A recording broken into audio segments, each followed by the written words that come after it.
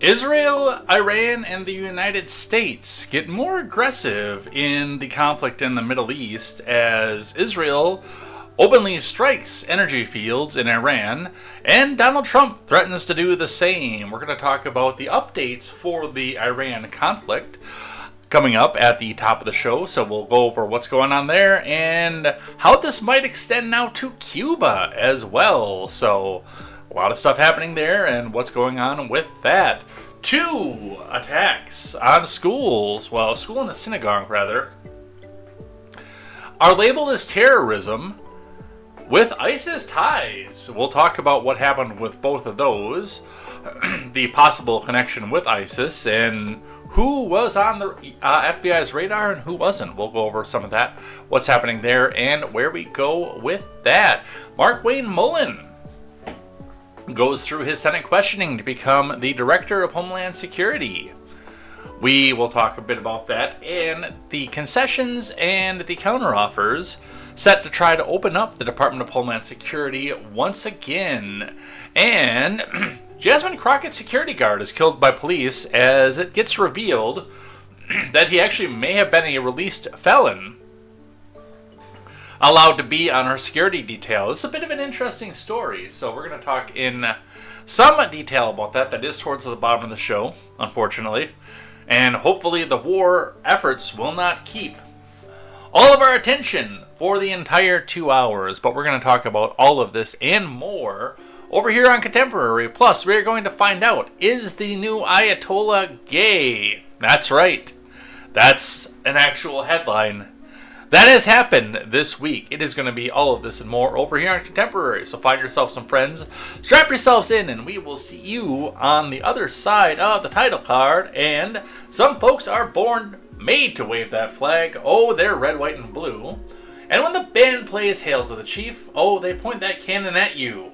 It ain't me. It ain't me. I ain't no senator's son. It ain't me. It ain't me. I ain't no fortunate one. I'm J. Edgar, and this is Contemporary.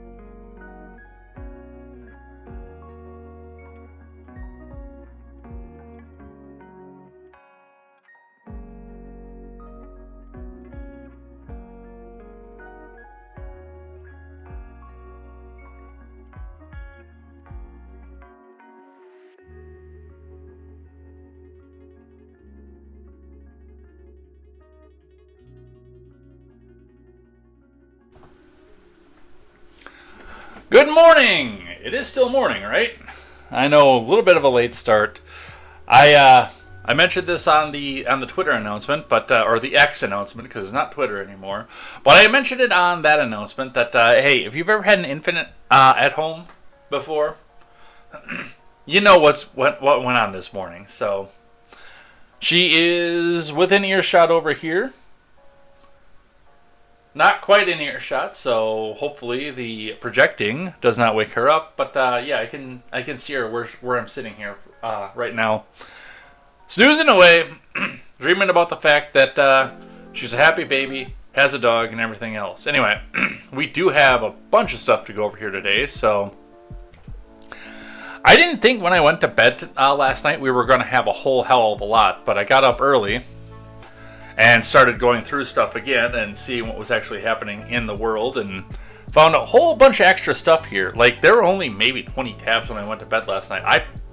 I was actually falling asleep sitting right here.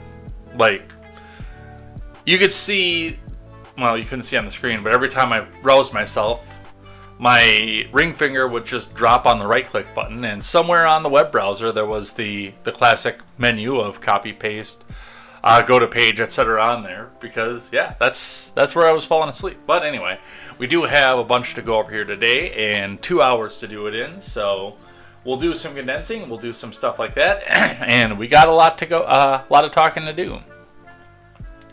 I sent a message out to Mr. Fanning. We've already had somebody over on the kick side decide to be, let's say, maybe a little bit cheeky, maybe a little bit, I don't know, doing something he wasn't supposed to do, but he's quiet. If he wants to be a real person, a real boy, if he wants to do the Pinocchio thing, he can come back in 5 minutes, which is probably up at this point. So, yeah, if Finest Satisfaction by... or Finest Satisfaction BNYEBENO,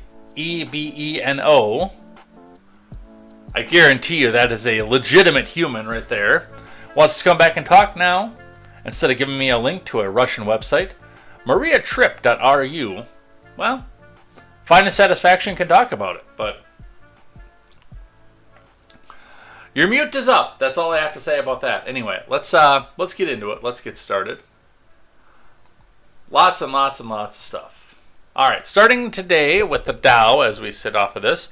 Down again. We talked about this last week. I'm curious to open up the 5-day and just see where it's been because, I mean, we've lost almost 5,000 points on it. Looks like throughout the week, actually, it did struggle and try to go back and rebuild. But, you know, as things go back and do more, then that's where your finances go. Stocks fall a grin as oil prices rise. I saw some of that yesterday. 360 something in one of the western Wisconsin towns that we go to. 366 is what it was. And yeah, I can completely understand at that point. I mean, I would be doing the same thing. If I was investing in a company and energy was one of the big factors of whether or not I could do business, and energy got more expensive, then I would probably be pulling my money back too. This is not official financial advice. Always check with your financial advisor to see what it is that is going to be best for you, your family, and your financial situation. Let's read a little bit of follow-up information from CNBC. Stocks fall again as oil prices rise. Dow loses 300 points. This is from Sean Conlon. Equities fell on Thursday while oil prices remained elevated as Wall Street watches for more development in the Iran war. That is not a war, by the way. Just a reminder there, this is not a war. It is a military action. We're probably coming up on the 60 days at some point here. But no, it's not a war. They will tell you that. They will tell you that over and over again. It's not a war. We don't have boots on the ground. Yet. The Dow was down 344 points or 0.7%. The S&P and the Nasdaq slipped 0.5 and 0.6 respectively. The S&P traded below its 200-day moving average for the first time since May 23rd. Brent crude futures, the international benchmark, surged 3% to $111 a barrel. West Texas Intermediate were up 1% at $97 a barrel. The spike in international oil follows Iran striking a key LNG export facility in Qatar. We'll be talking about that, as well as an attack on Iran's South Pars gas field by Israel. Iran then retaliated by hitting Qatari energy facilities. So, going after somebody who had nothing to do with it. That's fun. Go Spending says, Happy Thirsty Thursday. It was Thursday Tuesday this week. While we were going out and doing stuff, we realized that, hey, we really want to go and get something to eat, but, you know, we got the kids with us, and it is one of the high whore holidays, and the only places in town to eat are bars. So we didn't do that. We actually went and got a nice steak this week. So that's what we did there. President Trump warned that if more facilities in Qatar were attacked, the U.S. would massively blow up the entirety of the South Pars gas field. So, apparently Israel couldn't finish the job. The core dilemma of the entire situation remains the same. The US and Israel have won the war in a conventional sense, but there doesn't seem to be a military solution for reopening Hormuz absent the deployment of ground troops, which means the waterway isn't likely to return to normal without some type of diplomatic settlement, and it doesn't appear at the moment like much effort is being put into achieving one, said Adam Grisafulli of Vital Knowledge. That is not to be confused with vital information for your everyday life. We should do that on Things I Like today. Hold on. On-air production.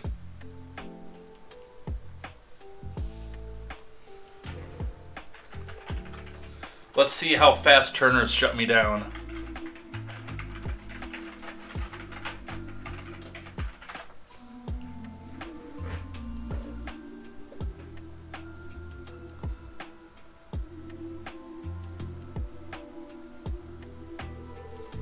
Mute. Yeah, that's going right on Things That I Like today. Right there.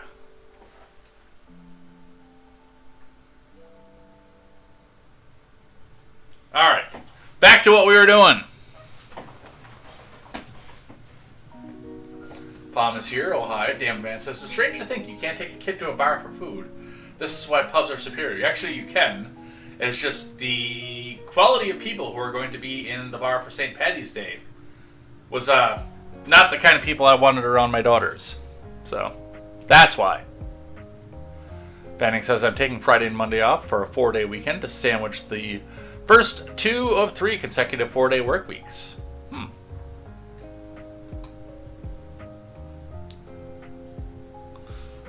Alright. With traffic and key Strait of Hormuz passageway largely at a standstill, leaders of the UK, France, Germany, Italy, and the Netherlands, and Japan expressed in a joint statement Thursday their readiness to contribute to the appropriate efforts to ensure safe passage through the strait. Which is exactly the opposite of what they were saying earlier this week. Meanwhile, Micron Technologies shares came under pressure, losing 2%. Citi and analysts, wow, I can talk this morning, in particular attributed the move to just some profit taken, given that a memory supply shortage helped the semiconductor company nearly triple its revenue in the most recent quarter. So that is where we are at. On your stocks, they do appear to be on sale right now. Check with your financial advisor to see if now is the time. Do not take advice from here. What's going on with that? Alright, some other finance news in a different avenue of things from Box Business. U.S. national debt breaches $39 trillion milestone for the first time amid spending surge. Yeah, who could have seen that coming? This right here was the reason I actually wanted to stay home on Election Day in 2024. And I nearly did. The only thing that drove me there was the understanding, and this is not a partisan thing, by the way. I know if you try to say something like this on Instagram or Threads or something, or X, you'll be called a miserable MAGA person who just hates women and everything.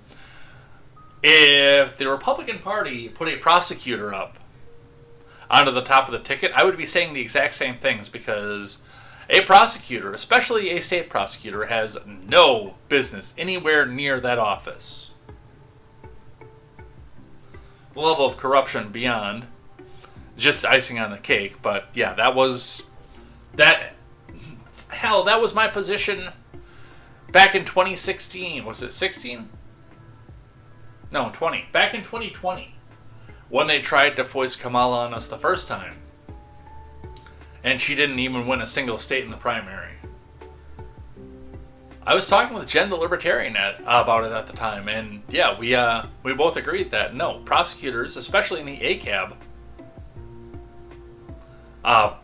point of life, have no place in the presidency.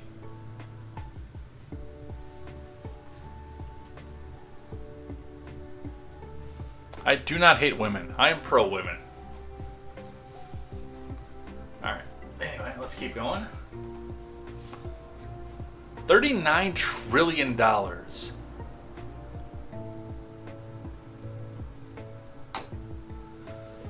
Fuck, at this point, you're just as fast as Biden would have spent it. I think Harris would have spent it faster. Because I know the progressive wing of the party had a big wish list for social programs. But that's still faster than what it should have been. The U.S. national debt reached another historic milestone on Wednesday as it surpassed $39 trillion for the first time as the federal government's persistent budget deficits send the debt soaring higher. New data from the Treasury Department released on Wednesday showed that the gross national debt reached $39 trillion, $16,762,910,245.14 as of March 17th.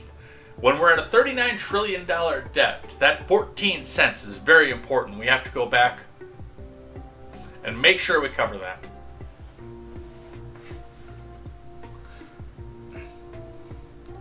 The $39 trillion milestone comes about 5 months after the national debt reached $38 trillion for the first time because, yeah, who could have seen that coming? In late October 25, which closely followed the $37 trillion milestone. Are you seeing a pattern here? Being surpassed just 2 months earlier in mid-August. America's debt has grown rapidly over the last decade as the population ages and federal spending on Social Security and Medicare rises. That's not what's driving it, by the way. Nice try, Fox, but that's not what's driving it. Fox is on the neocon boomer mentality of the only way to get back out of this is entitlement reform, by the way. So yes, that's the first thing they're going to do is go talk about Social Security and Medicare. Nice.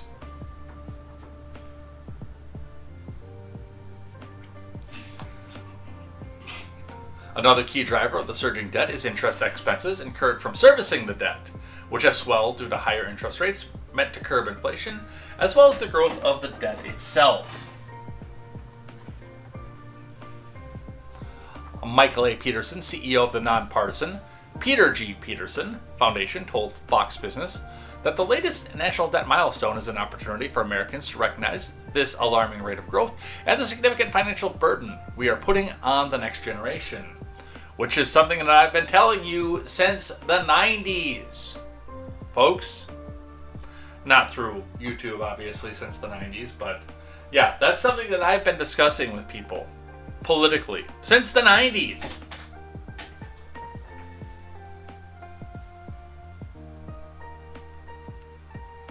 Is that the Pokemon theme song? Apparently the title is Gotta Catch 'Em All, but yeah, that's what that is. This is from Coffee Date. I want to interview Coffee Date sometime. She seems super chill. And I think she can play like 12 instruments. But that would mean I'd have to get Ed Talk fired back up. And right now I can tell you in my life that there is absolutely zero possibility of that.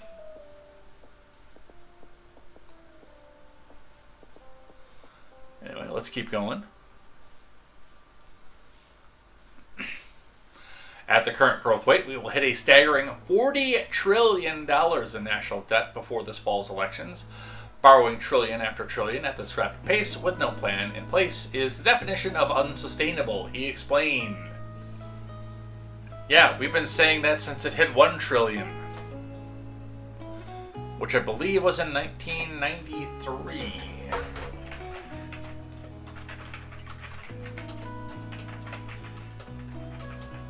When did the national debt hit $1 trillion?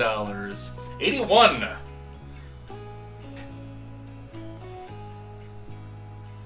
I know it hit 10 trillion under Obama because it was 8 something. We thought it was out of control when Bush put the war on a credit card. And then Obama jumped it to 16 trillion.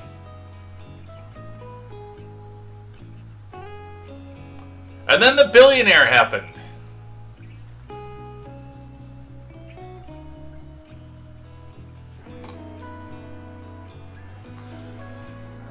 He went on to say that with voters concerned about affordability, the debt's cost and economic impact on Americans' livelihoods should serve as a cause for the issue to be a focal point of the debate surrounding this year's elections. That's all well and good. Who are you going to put in there that does something differently? That's my big question. Who are you going to put in there that's going to do something differently? The businessman, we were told, was going to go back and do something differently, and admittedly, the first time in 2016, I fell for that. I said, hey, he's keeping Trump Towers and a host of other businesses. I know that people like to say, oh, we bankrupted 11 businesses. Yeah, he owns like 1,000 of them. And you picked the 11 that failed.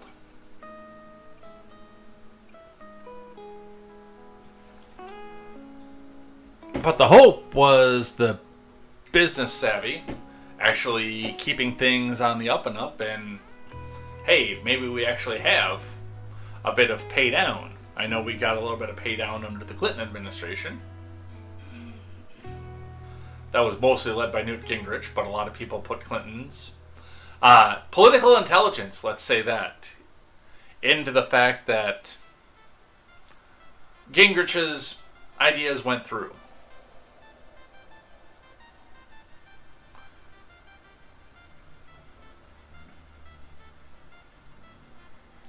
America faces complex and critical challenges both at home and abroad, and putting our debt on a sustainable path will support a stronger, more secure future.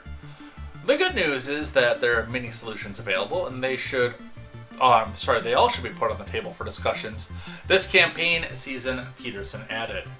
Oh, they'll all be put on the debate table for discussion. I guarantee you that, by the way, especially given the fact that we're probably going to see $40 trillion prior to the midterms.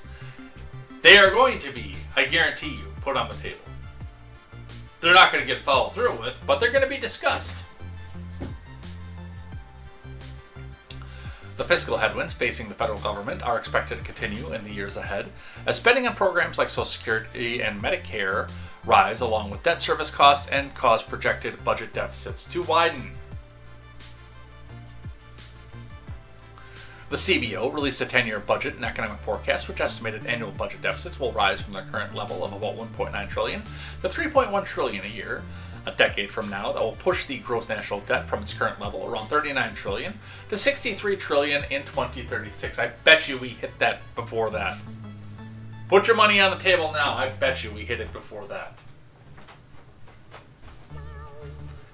Debt held by the public as a share of the GDP, a measure economists prefer to use in comparing the nation's debt to the size of its economy, will rise from about 100% this year to 108% of GDP in 2030 and further to 120% in 2036. I bet you we hit that sooner as well.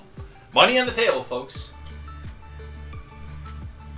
I would say I would make a betting site for that, but Polymarket already exists, and they probably already have one on there for that. These figures will break the record of 106% set in 1946, as the U.S. was in the process of demobilization after the end of World War II. And then we were like the only manufacturer in the world at the time, so yeah, our GDP went through the roof.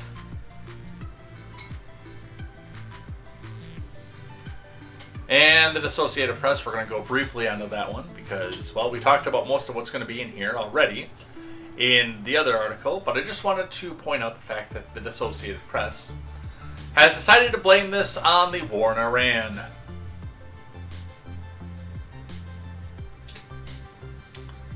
Let's see. That's what I blame our gas prices on. Yeah. Quest Fang says, with $39 trillion, be about a 500-year backlog of Corvettes. Yeah. Long says, all my homies hate women. Yeah, we know. We've read the Discord messages. Dan Vance, I'm sure they tried to spend less and were hammered by legal suites. I know that was one of the issues in the first year of this term of the Trump presidency, was an attempt to go back and cut down a bunch of the spending, only to be sued into oblivion to try to force the spending back on, and a lot of success in that.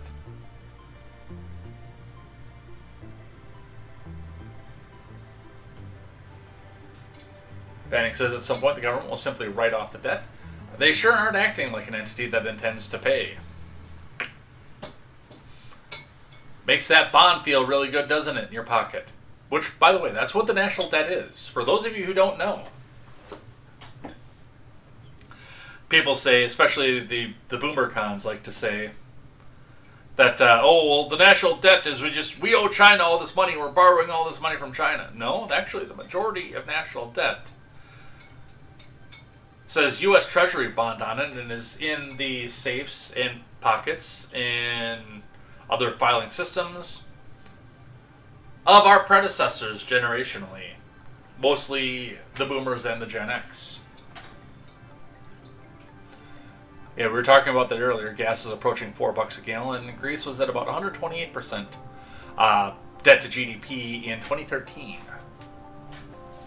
You said you are Gen X, Mr. Predecessors. I'm on the line. I know.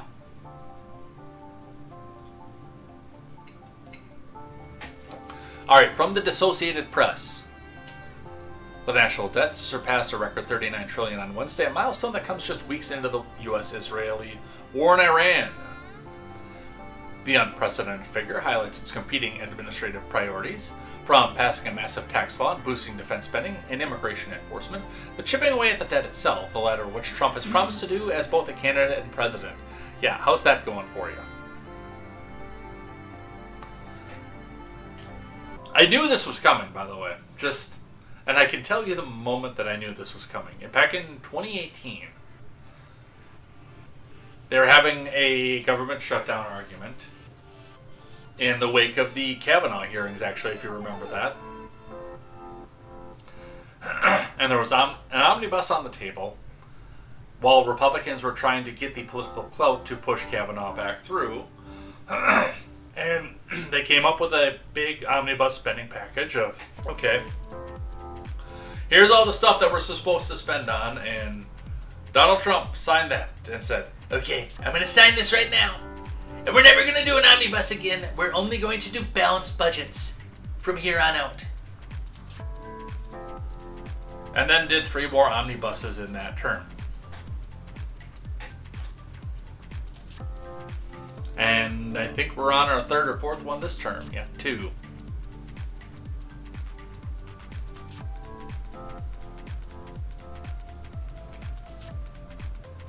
The Government Accountability Office outlined some of the impact of rising government debt on Americans, including higher borrowing costs for things like mortgages, cars, lower wages from businesses having less money available to invest, and more expensive goods and services.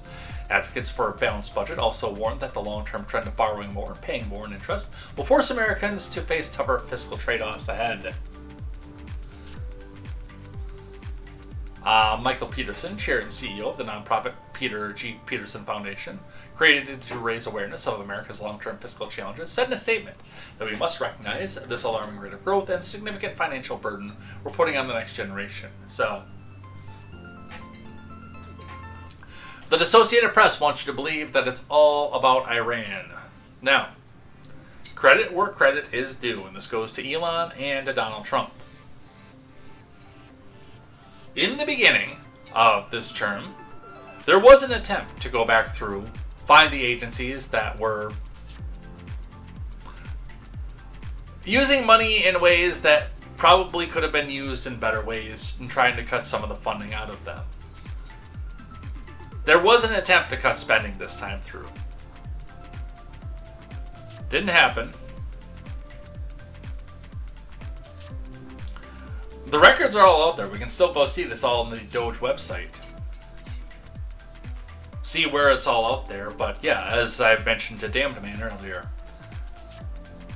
the ideas were put out there, and then the agencies and the federal government were sued into oblivion to try to keep that money flowing into the agencies that they needed to go to. So there was an attempt. I cannot put 100% of this on the Trump administration this time through. The first time, yeah. Oh God, yes, I can. This time, 95% I can put on them. Because there was an honest attempt made. But I do have to counter that, and I do need to ask the question of, What kind of society are we going to be if we don't know how fast a shrimp can run on a treadmill underwater? Trade-offs, people. We have trade-offs. But the government found its own money, lined its own coffers, and... But I want my own ass! I want my own ass! Alright. Vong says silence. Quango. I don't know who Quango is, but... it's probably a movie reference to something I haven't seen. Probably you. Quest says, Ed is no Zennial. I was born in late 79 and only got to Gen X in my late teens. There are some charts that put Gen X all the way out to 85. And I was born in 84.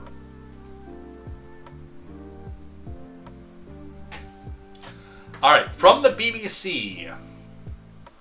U.S. intelligence chief says Iran's regime intact but degraded, from Madeleine Halpert and Kayla Epstein. The top intelligence official in the U.S. said on Wednesday that the Iranian regime was intact but largely degraded.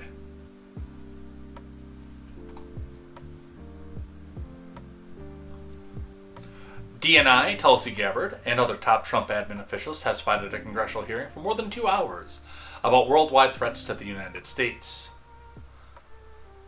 It was the first public briefing on the intelligence since the war began in late February, and came one day after a top counterterrorism leader resigned for saying Iran had not posed an imminent threat to the U.S.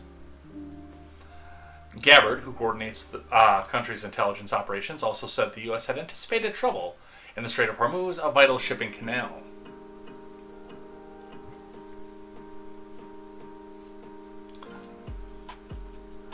Quest Fanning says if Mamdani lowers the New York City estate tax from $7.1 million to $750,000, Wayne Brady may have to slap a bitch. See, that goes back to something we were talking about in the Discord when we were talking about the current generation's obsession with 6-7 and the other stupid things that they say, and Errors correctly pointed out that it's probably about the same as us running around yelling Dave Chappelle quotes at each other when we were that age.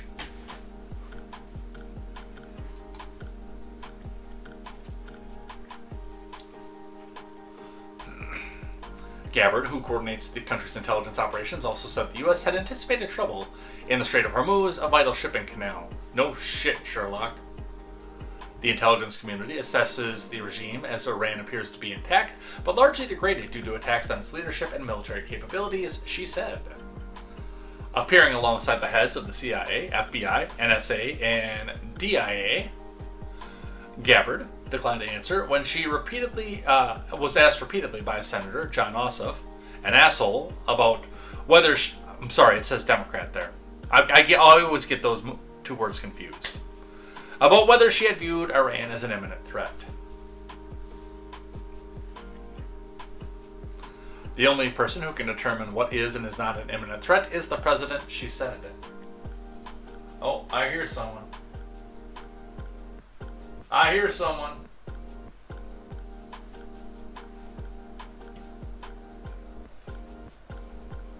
Since the war began, lawmakers and commentators from both parties have questioned why the U.S. struck the Islamic Republic and if the Trump admin was aware of potential problems in the Strait of Hormuz on the southern coast of Iran. President Trump has said the U.S. attacked largely because Iran was developing nuclear weapons, which threatened the U.S. and Israel, which kind of flies in the face of the assertion that we destroyed all the facilities. Back in February of last year, Wong says, Quango, quasi-non-government organization, an NGO that exists solely to do things for the government that it can't do itself. Been around for 41 years, I've learned that the government can't really do anything for itself.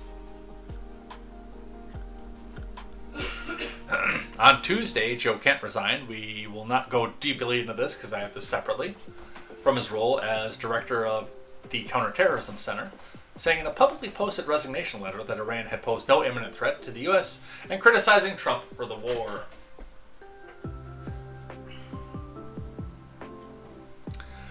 CIA Director John Radcliffe testified Wednesday that he did not agree with Kent, because there's no money in agreeing with Kent. I think Iran has been a constant threat to the United States for an extended period of time and pose an immediate threat at this time.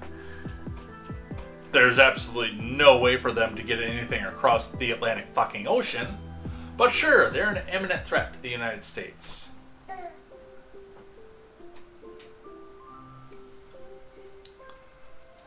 Let's get the map up.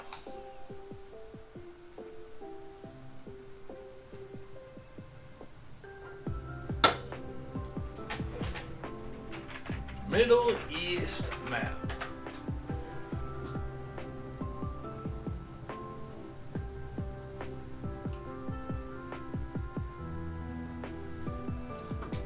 So, while they've got a lot of military and naval ports, obviously, to their southern end,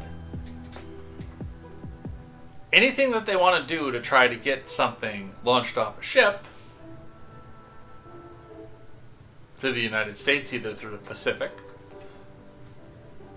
Well, if they go through the Pacific, they have to go down through Malaysia, allied, Indonesia, trade agreement, Philippines, allied, Vietnam, allied, Australia, not allied, but would probably say something. But they've got to get through all of this if they want to go back and launch something on Hawaii or California. Not that I think they have the naval capabilities to go that far.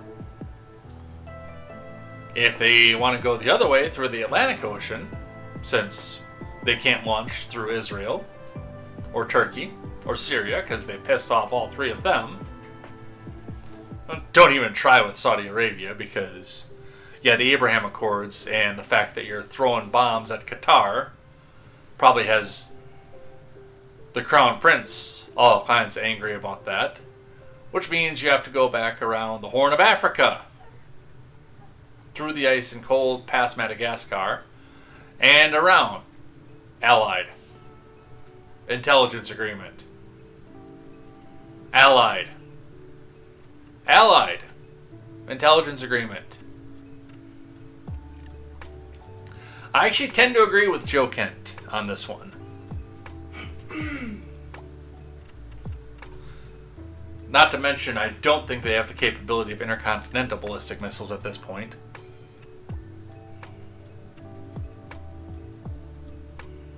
Yeah, Damnman says they may be a threat to Israel and parts of southern Europe, but I fail to see why that's our problem. Well, the first threat that you pointed out is why it's our problem.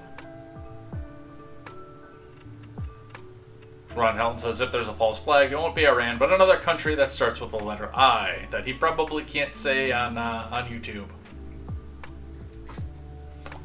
That's why I put Rumble up.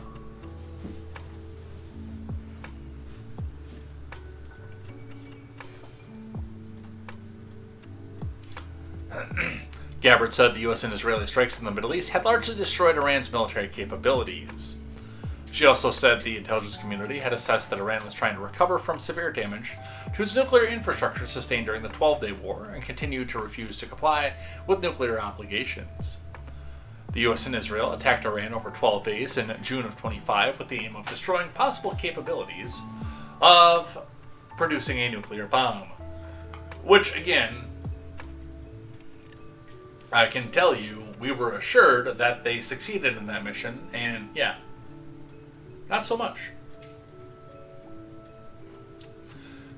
David Mann says, the country that will be doing the false flag, referencing what Ron Helton said, will be Ireland. The other country that starts with the letter I. Fanning says, someone tried to FOIA all my volunteer 501c3 based on a SCOTUS decision that an org with 1,500 paid employees should be treated as a public agency. I went on public record calling Alicia Boyd an asshole.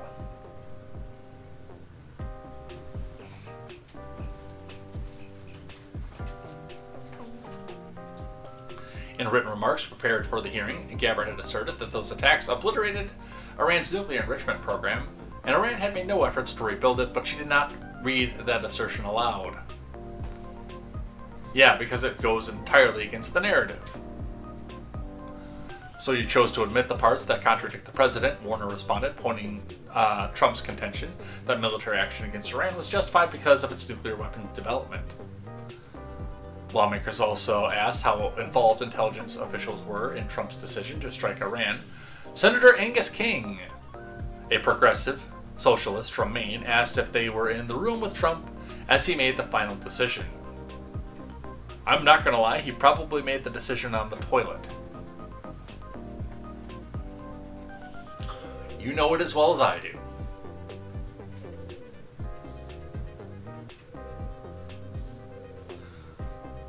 Radcliffe estimated he was in dozens and dozens of meetings with the president, but did not know if there was a single time where a decision was made.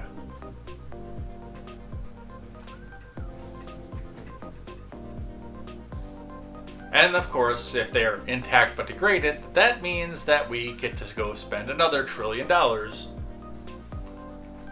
assessing whether or not they are degraded.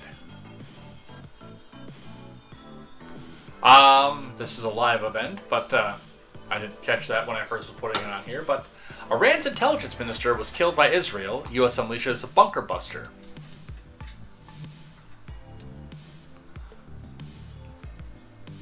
Let's see out here. Iran's use of cheap drones is affecting the war. We know about that. Waive shipping regulations to ease fuel deliveries. Threatens to strike the world's largest gas field. Yeah, we'll talk about that later.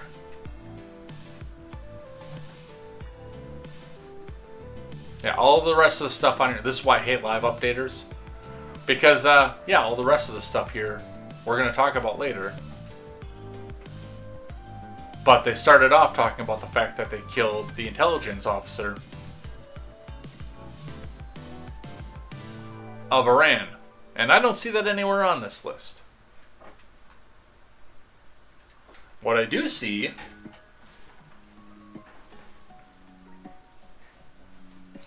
Senate rejects limits on Trump as Iran war intensifies. See, with the contention and the hatred of the Donald in D.C., I was actually kind of hoping that this whole thing would actually force Congress to rein in the presidency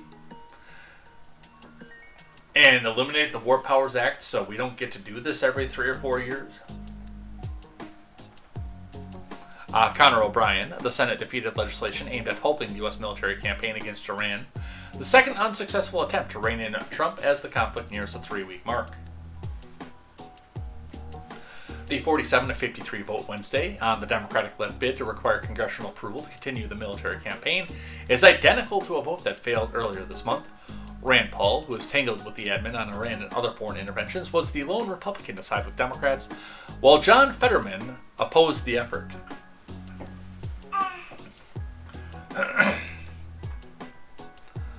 Republican unity in the face of another politically fraught vote shows Trump still commands ample support from the party to wage the war. Well, that's because a lot of them have stocks in defense contractors. That didn't change at the end of the Bush years.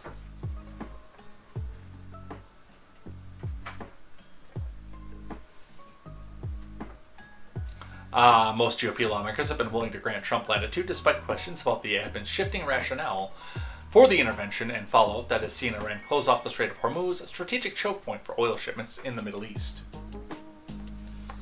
But Democrats have signaled they'll force more votes, potentially tying up Republicans' agenda in the Senate, unless top Trump admin officials come to publicly make the case for the war to lawmakers. I have a question. Especially given the fact that we are allied with Israel to the point of... It's being talked about constantly in my live chat over here, but...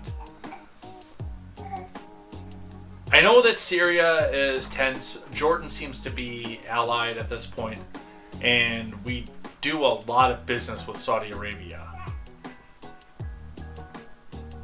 Oman and Yemen can go just put straight out to the sea without going through the Strait of Hormuz. It's not Oman. Oh man, You're I got it wrong. Oman. I got it wrong. Oh Yeah, man. Of course you got it wrong. But anyway, back where I was going with that is the fact, and I don't know what trucking is like in the Middle East, but if Israel is going to insist on having so much of this, is it possible to put the stuff on a tanker and then load it on a ship going through the Mediterranean, where, if we zoom out here, nearly everybody around it likes us. Map stream. You think people in Europe like us? Yes, I do. We go to war for them constantly. You're funny. That's a funny joke. We're not exactly friends. We are, but we're not.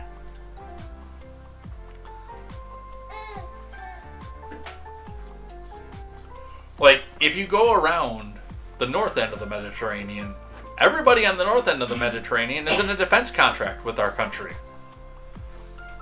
And I've never heard any complaints from Libya, Tunisia, Algeria, or Morocco about our people. You haven't traveled to Morocco.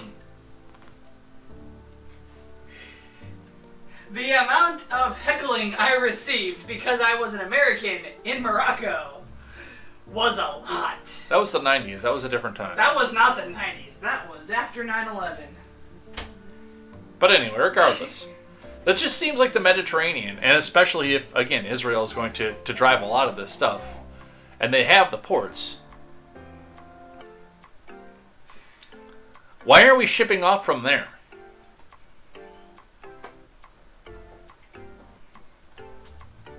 That's my question. If the Strait of Hormuz is such a problem. Democrats have signaled they'll force more votes, potentially tying up Republicans' agenda in the Senate, unless Trump officials come to publicly make the case for the war to lawmakers.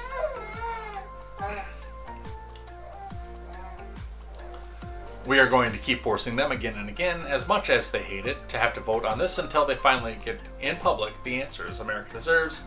Tim Kaine of Virginia, one of the leaders of the effort, during a forum with liberal advocacy groups, vote vets ahead of the vote.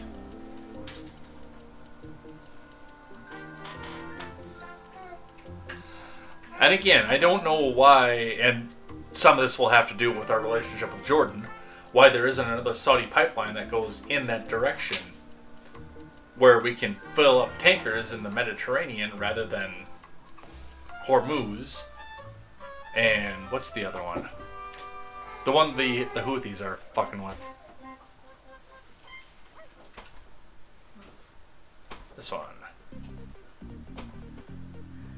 Yeah, the Red Sea.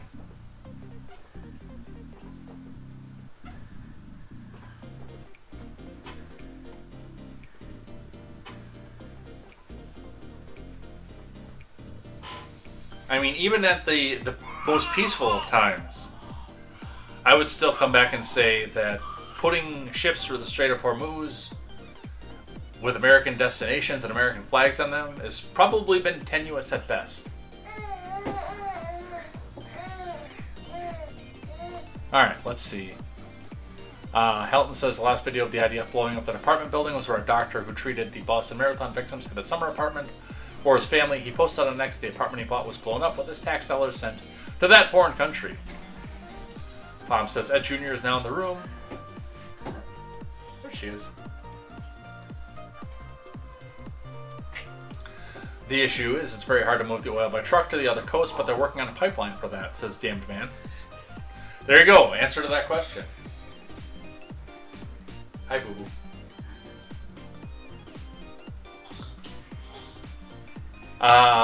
Quest Banning says, it's no, ma'am. Oh, man. I've been making that joke about Oman since I was in middle school, by the way. Quest Banning says, in order of magnitude, the Saudi pipeline moves less than 7% of the world's oil. Quest Banning says, after 9/11, like 13 to 15. Oh, she kicked the camera, but not the one that's running. Yes, there is your evidence that Ed Jr. is in the room.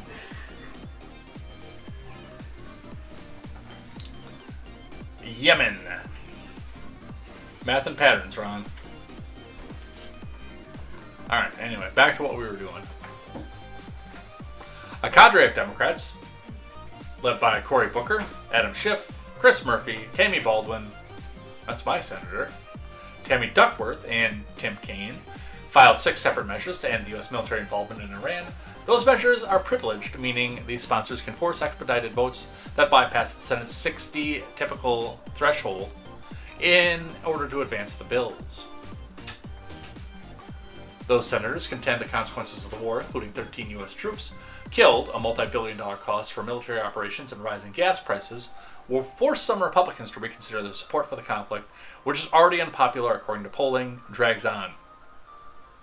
But if we were doing this behind the former Iron Curtain, then Cory Booker, Adam Schiff, Chris Murphy, Tammy Baldwin, Tammy Duckworth, and Tim Kaine would be saying that you are a Russian sleeper agent if you oppose it. Yeah, it's funny. They found all sorts of military support for the Ukraine. I was opposed to both. That's my shirt. I wear it better. She's taking my clothes, guys. You like it when I get in your pants. Are you wearing my pants too? No. Oh.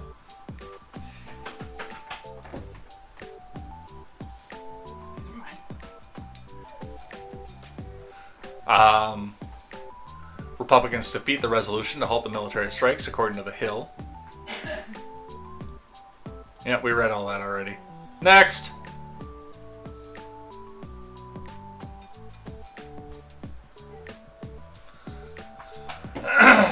Some saber rattling going on. Trump warns, we'll blow up the South Pars gas field in Iran if strikes against Qatar energy continue. Which, I thought Israel did that already. Helton says if we had an honest government, none of this would be happening. It doesn't matter who the head clown is in office. They've all been owned by a foreign power. From Anik Bao. The U.S. President Trump said on Wednesday, stateside warned that if Iran continued targeting Qatar's energy facility, America would massively blow up the entirety of the South Pars gas field. Tehran attacked a key energy facility in Qatar after Israel bombed the South Pars gas field in Iran, signaling a sharp escalation in the conflict and sending energy prices soaring.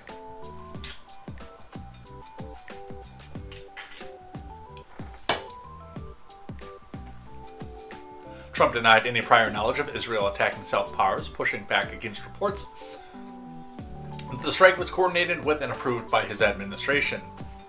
Ron Helton, everybody.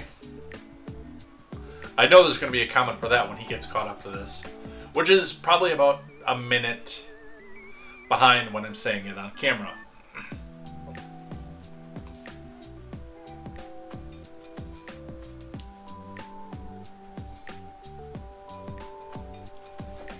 Depends on what you think is. That depends on what your definition of is.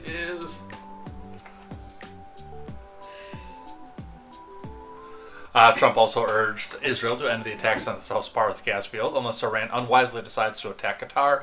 In that case, the U.S. will massively blow up the entirety of the gas field at an amount of strength and power that Iran has never seen or witnessed before.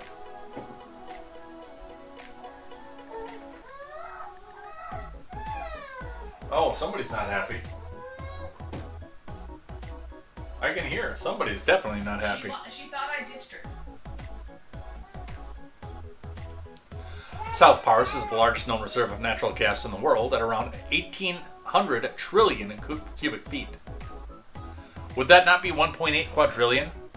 Math teacher? What? 1,800 trillion. Would that not be 1.8 quadrillion? Okay, no. Math teacher? Dude, high school math isn't going to those numbers. It's also Iran's biggest source of energy supply, so any attack could disrupt critical services in the country, such as electricity. Iran fired ballistics at Qatar's Ras Laffan industrial city on Wednesday, with Qatar Energy saying the attack had caused extensive damage, warranting deployment of emergency response teams to contain fires at the site. No casualties reported. Ras Laffan is home to the largest liquefied natural gas or LNG export facility in the world.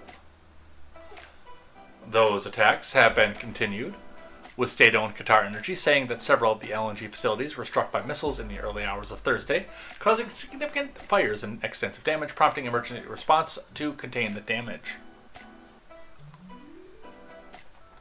Separately, Reuters reported Thursday the U.S. government was considering deploying thousands of U.S. forces to the Middle East, raising the prospect of further escalation. There it is! As tensions spiral, world leaders are scrambling to contain the Middle East conflict amid fears of deepening turmoil in global energy markets.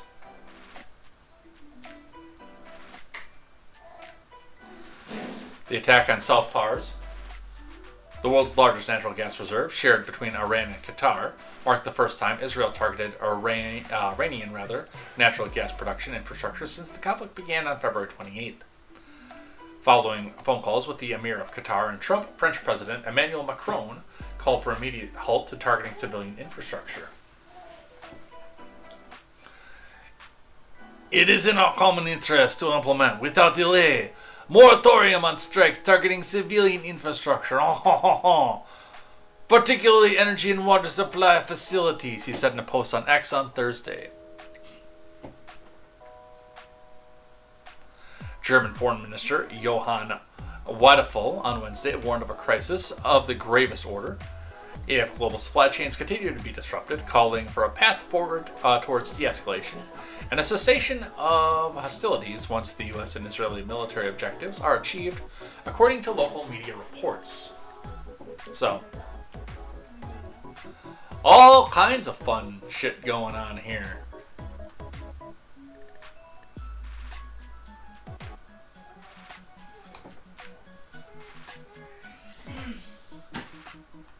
Wanted to scroll up here. There was something about Maine.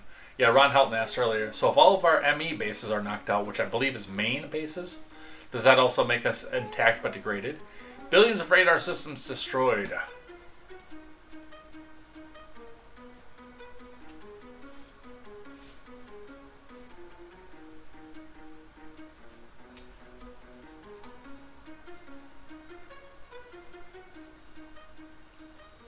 OPB, briefly on this one.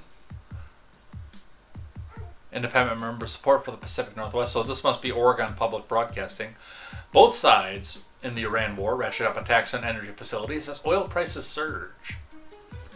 Israel killed Iran's intelligence minister as it kept up its campaign against the Islamic Republic's top leadership and reportedly attacked an Iranian offshore natural gas field Wednesday as the war escalated pressure on the region's economic lifeblood. Energy. Iran condemned the strike on its massive South Pars natural gas field, with Iranian President Masoud Pezeshkian warning of uncontrollable consequences that could engulf the entire world. Oh, Middle East. Got it. I was thinking Maine.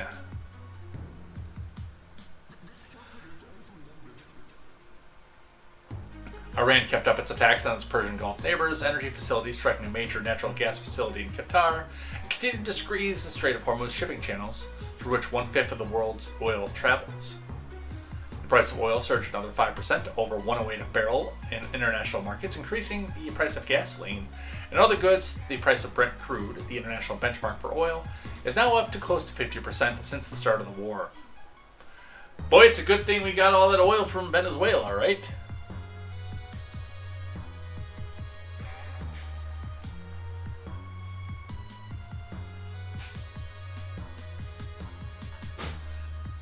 But yeah, it's probably going to, for them, for anybody on there, that's one of the first things you want to go shut down is energy production.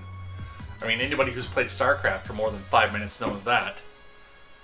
If you can get in and get behind the defensive wall and start taking out the SCVs, finish off the minerals and the gas, then it gets really, really hard for your opponent to go back and start rebuilding.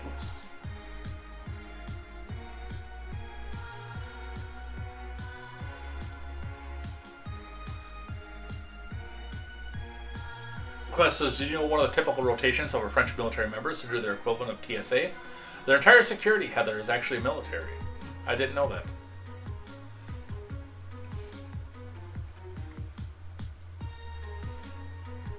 that. Trump says Israel attacked the gas field without the U.S. and Qatari involvement, and warns against the attacks on Qatar.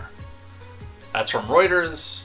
That is a repeat of what we've already read, but just wanted to cement the point home that according to the official narrative that we're getting from the administration, take that as you will, then that was done without our involvement at all.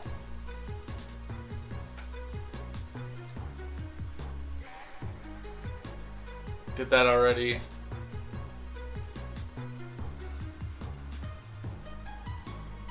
Whether or not you think of boots on the ground at this point, satellite images show the USS Tripoli taking Marines to Iran. From George Petras and Janet Lerke. At least one Navy warship carrying more than 2,000 Marines is on its way to the Middle East, signaling an additional military buildup in the area, fueling speculation about the American ground forces being deployed in Iran. Satellite images showed the Tripoli, an America-class amphibious assault ship, and 2 escort ships were traveling southwest. Across the South China Sea on March 15th, the warship was spotted near Singapore a day later. The Tripoli is carrying personnel from the 31st Marine Expeditionary Unit, or MEU, a rapid response force of about 2,200 Marines and Navy sailors. Based in Okinawa, the MEU contains ground and aerial combat units.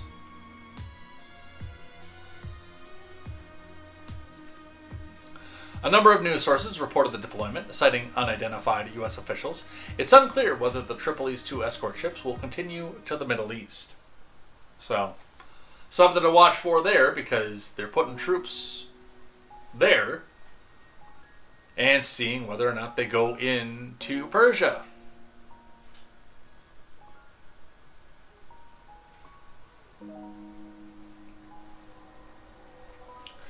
From Fox Business, Iran's terrible mistake exposed by ex-Israeli Consul General as regime revealed as major threat.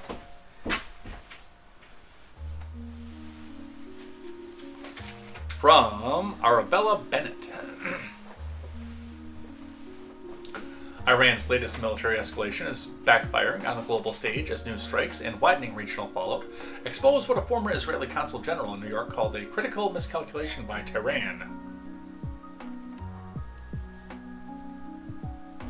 Ambassador Ido Aharoni, who served as the Consul General of Israel in New York, joined Fox Business's Mornings with Maria on Wednesday to discuss the broader implications of Iran's recent actions and the shifting dynamics across the Middle East. Iran made a terrible mistake attacking Cyprus, thus bringing the EU, Aharoni told host Maria Bartiromo. He said Iran's decision to expand its targets is drawing in new international pressure and raising concerns far beyond the region. Iran is presenting a threat to the entire world, Aharoni said.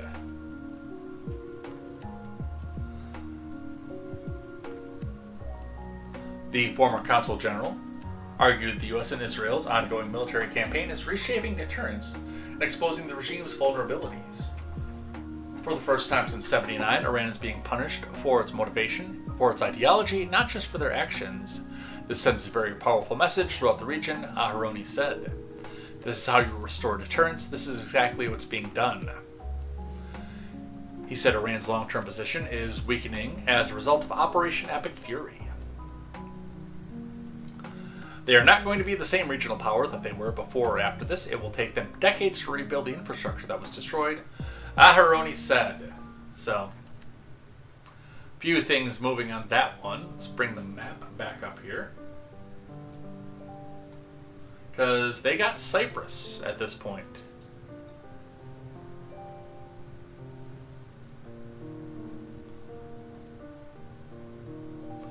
Which is an EU nation, by the way.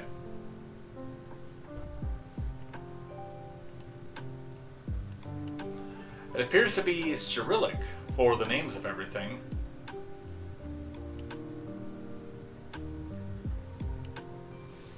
So, behind the Iron Curtain, possibly.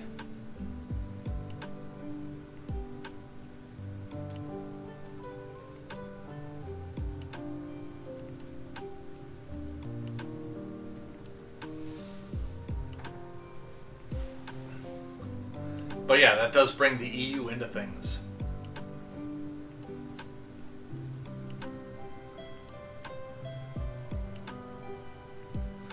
Ron says, they're weak, we won, send help. Turnip head.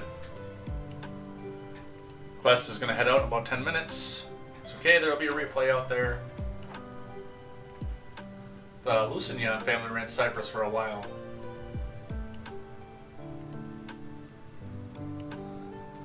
Keyboard needs to be replaced, he says.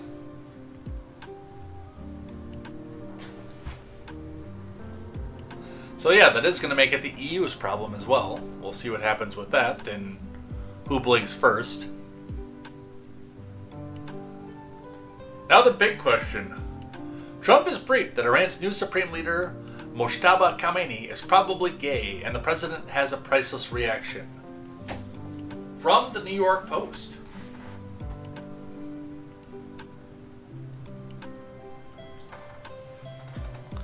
Trump was stunned to learn last week that U.S. intelligence indicates new supreme leader, Mojtaba Khamenei, may be gay, and that his father, the late Ayatollah Ali Khamenei, feared his suitability to rule the Islamic Republic. For that reason, the Post can reveal.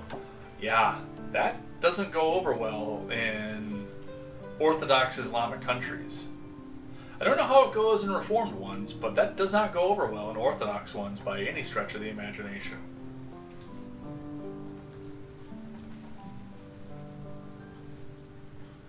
Trump couldn't contain his surprise and laughed out loud when he was briefed on the intel, according to sources.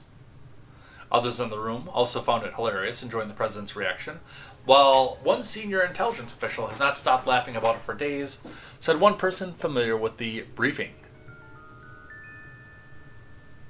Well, yeah, the UK isn't a part of the EU anymore.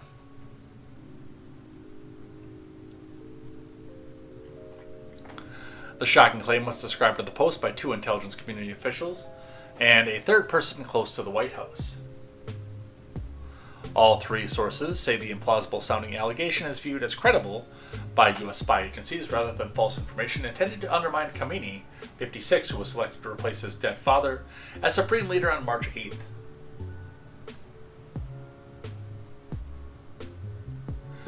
West says, I told ya he gay.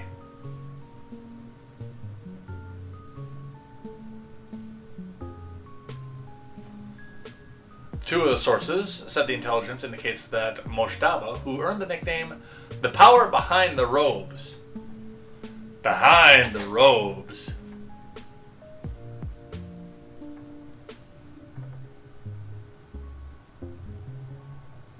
While serving as his aging dad's gatekeeper, has had a long-term sexual relationship with his childhood tutor. The third source says the intelligence indicated the affair was with a person who formerly worked for the Khamenei family. Excuse me.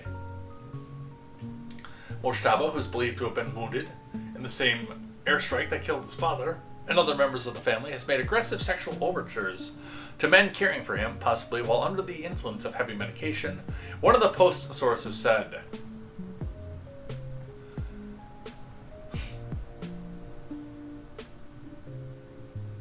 "We're not a serious world anymore." U.S. spy agencies do not have any photographic evidence of Khamenei's alleged sexual attraction to men, but the sources insisted the tip is solid, with one saying it was derived from one of the most protected sources that the government has. God, this sounds like 10th grade all over again.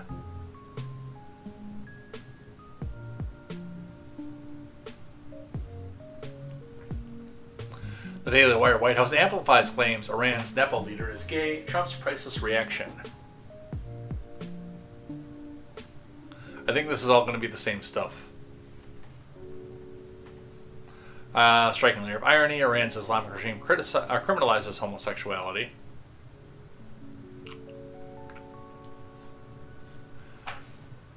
Yeah, they're just saying he's laughing out loud.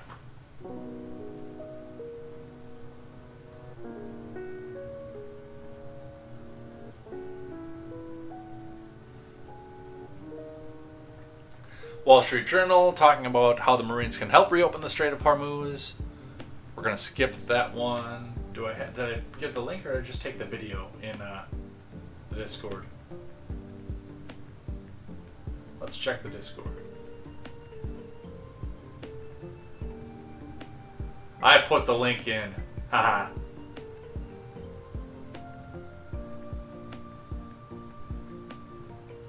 This is how the Marines.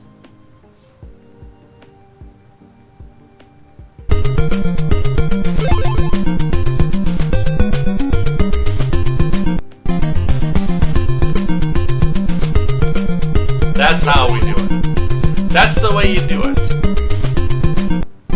You play that guitar on the MTV.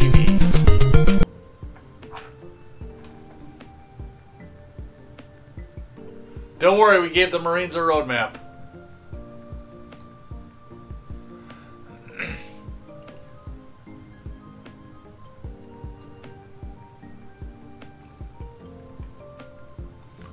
Damn, man says, thank God there's not photos. Falling Stars is here with a huh? Helton says, let's say they seize the islands. How do they defend against missile attacks? With umbrellas, Ron Helton. That's how. 3-ship Tripoli ARG, 31st MEU Transit, Malacca, Strait, en route to the Middle East. We know about this one as well. We read about this one earlier.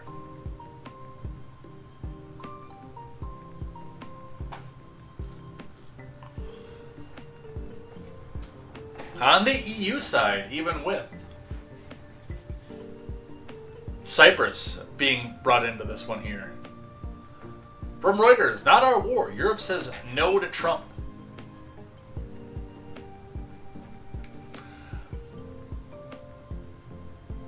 For a self-described transatlanticist like German Chancellor Friedrich Merz, the language has been unusually blunt.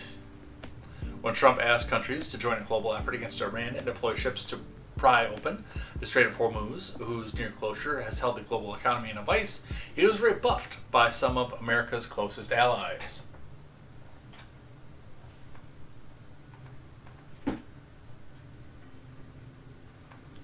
Merz told German lawmakers on Wednesday he agreed Iran must not be allowed to pose a threat to its neighbors, but expressed doubts about the rationale behind the U.S.-Israeli war.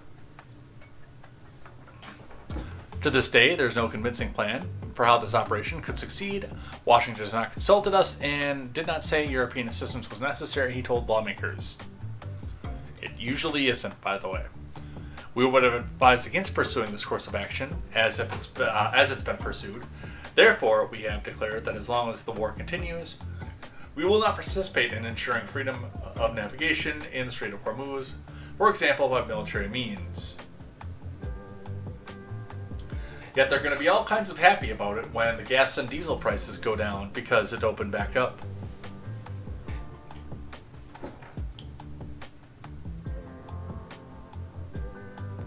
Euro leaders have rejected direct involvement in the U.S.-Israeli military operations against Iran, wary of getting sucked into an unpredictable conflict whose aims they do not fully understand and is unpopular with their own citizens. Once again, and it's unpopular with me, but, I mean, if it's going to happen, then yeah, you're going to go back and reap the rewards of the gas prices coming back down. On the opposite end, Trump's cold shoulder message to NATO after allies leave U.S. hanging. From Leif LeMahieu.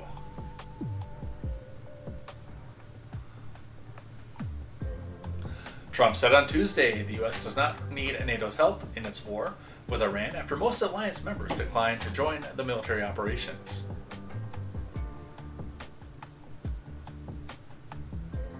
This is on Truth Social.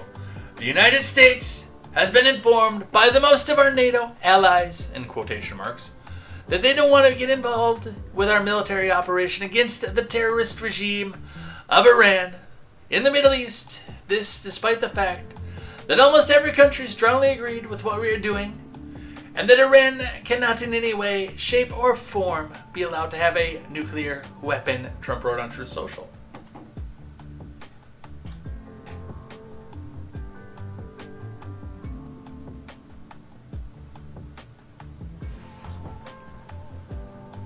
Trump's post comes after he called for international assistance, securing the Strait of Hormuz, a critical shipping route through which roughly 1/5 of the world's oil supply passes. He warned on Sunday that NATO would face a very bad future if it does not help open the strait. I am not surprised by their actions, however, because I have always considered NATO, where we spend hundreds of billions of dollars every year protecting these same countries, to be a one-way street. We will protect them, but they will do nothing in particular in a time of need.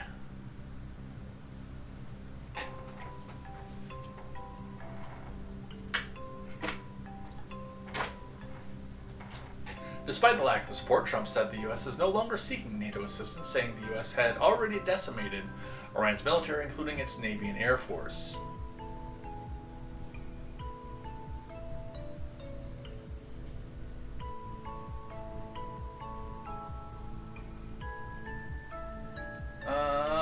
Well, it says, someone find the men of the bloodline of Stephen and give this message from me. Wake the F up, Leathernecks. We've got a Barbary Mohammeders to burn. Interesting.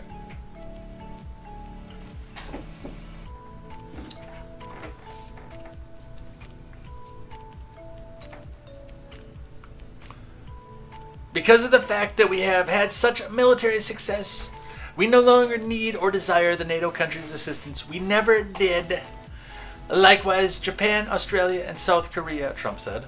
In fact, speaking as the President of the United States of America, by far the most powerful country anywhere in the world, we do not need the help of anyone. That was actually the case. The Strait of Hormuz would be wide open. I'm just saying.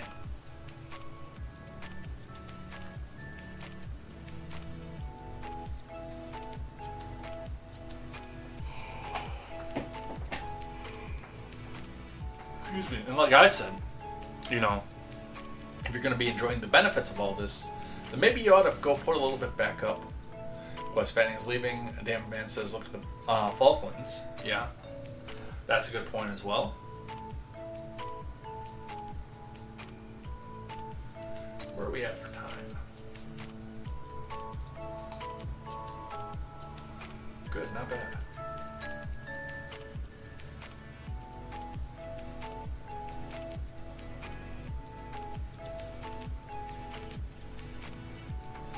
I get a brief one in here. Politico is coming up with a plan for how they're going to go back and sell the war to the American people online.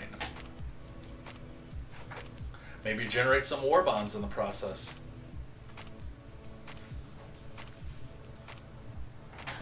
Hold on, I think I know the answer to this one.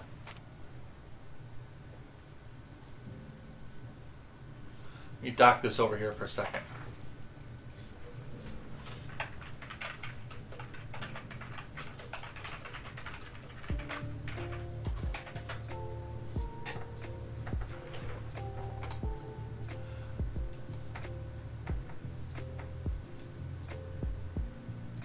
There we go. Here's how they're going to do it.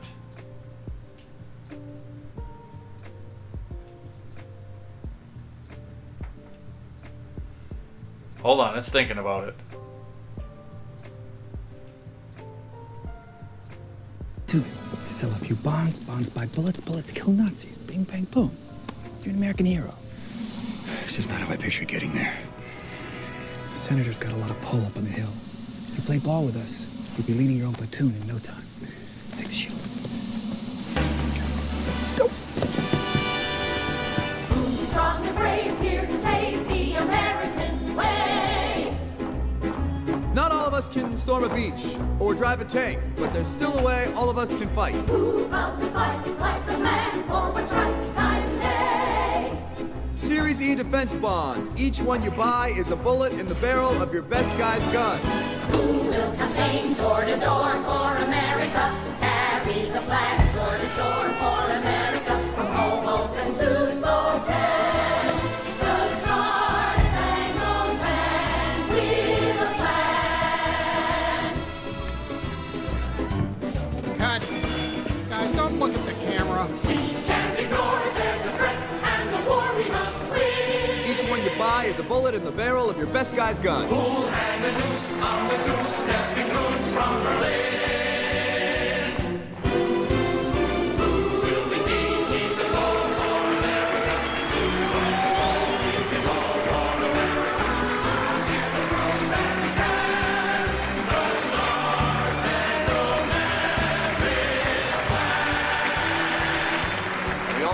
about trying to win the war. We can't do that without bullets and bandages, tanks and tents. Now that's where you come in. Every bond you buy will help protect someone you love. Keep our boys armed and ready, and the Germans will think twice about trying to get the drop on us.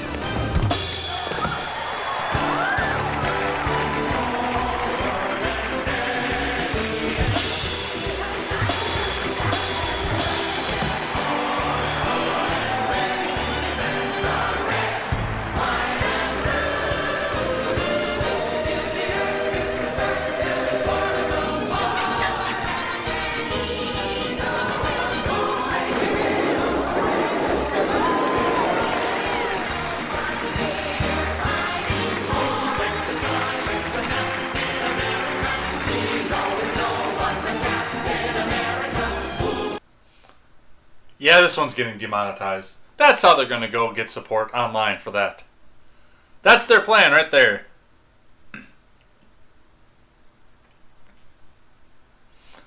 Alright, anyway, going back to this one. From Eli Stokols, Ben Johansson, Jack Detch, and Paul McCleary. President Trump's hype campaign for the Iran war has demolished decades of presidential decorum around wartime messaging and is mortifying former defense officials and members of Congress. The White House is loving it. The admin's TikTok-style mashup videos of missile strikes spliced into movie clips and video games. Holy crap, I was actually right. That is how they're going to do it.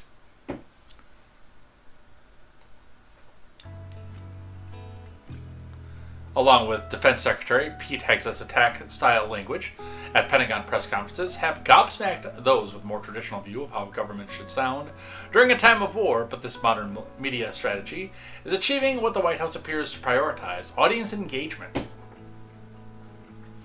Over a 4-day period, the videos that we put out had over 3 billion impressions, said a senior White House official, who was granted anonymity to speak candidly about the admin's communication strategy that blows away anything we've ever done in the second term. The effort is a party of both /and wartime communication strategy that is often the case with the White House cares little about presidential precedent or polite sensibilities. More than a half a dozen videos put out by a small cadre of very online White House communication staffers, tasked with sharing the kind of content that populates their private group chats, have driven the conversation. But former officials have grimaced at the videos, be they the "Here Comes the Boom" edit of NFL defensive players tackling others on offense in a brutal fashion, captioned "touchdown," or other TikTok-style clips with MLB home runs, Grand Theft Auto, and featuring movies such as Iron Man, Top Gun, and Gladiator. So, yeah, that's how they're doing it. I was right, essentially.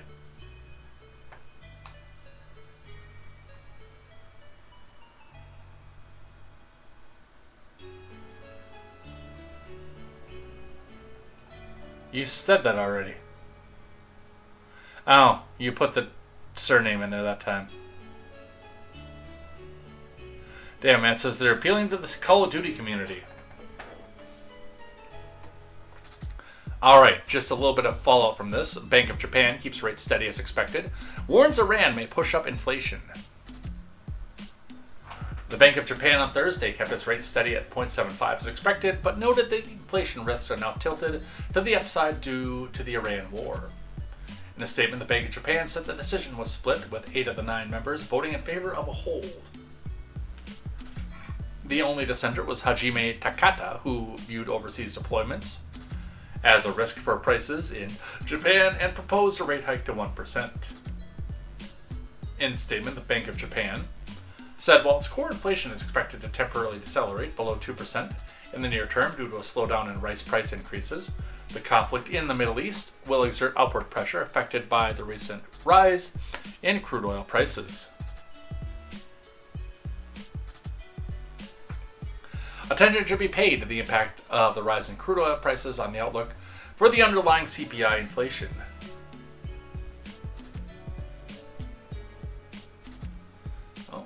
There was... Aw. That's Ed Jr. watching me. From a little cradle.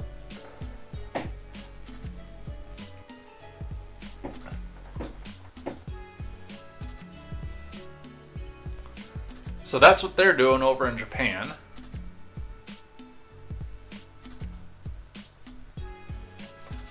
On the Joe Kent thing, we went over a lot of this already, but the FBI is actually conducting a leak investigation to see if he was actually telling people about this.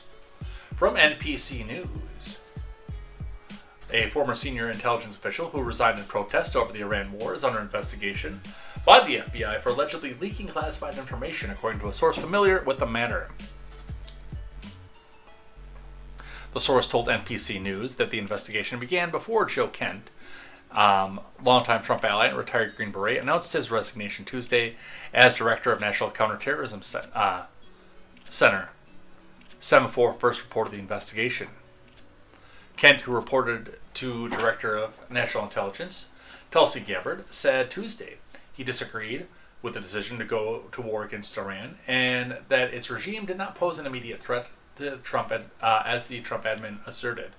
Now, the problem with this, number one, is I actually agree with Joe Kent on this one, but the biggest problem with this is not, given the past actions of this admin, I don't see a way forward where the admin can come back out and say definitively, yes, we are doing this because we suspect that there was a leak. There is a lot of air above this that says that this is retaliatory for being the admin and then walking back out. And we're never going to know on the ground whether there actually was a leak or whether the fact that they just had to go back and make an example out of this guy for disagreeing with the admin. And I don't like that we're in the position of doing that this time. I don't think that Iran posed an immediate threat to the United States. Maybe some service members overseas, but not our continent, definitely. Whether or not they were doing the nuclear weapons testing, well, a lot of that actually will depend on whether or not we were lied to in 2025 or whether or not we were lied to going into this one. I have a lot of questions surrounding this particular entanglement. I do. Most of which are never going to be answered. And I accept that.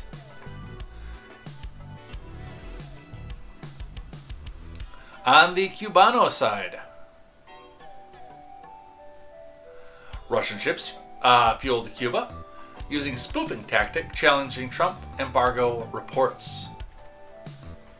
Yeah, you remember that other time in popular culture where an embargo led to some of the darkest times in that particular pop culture continuity?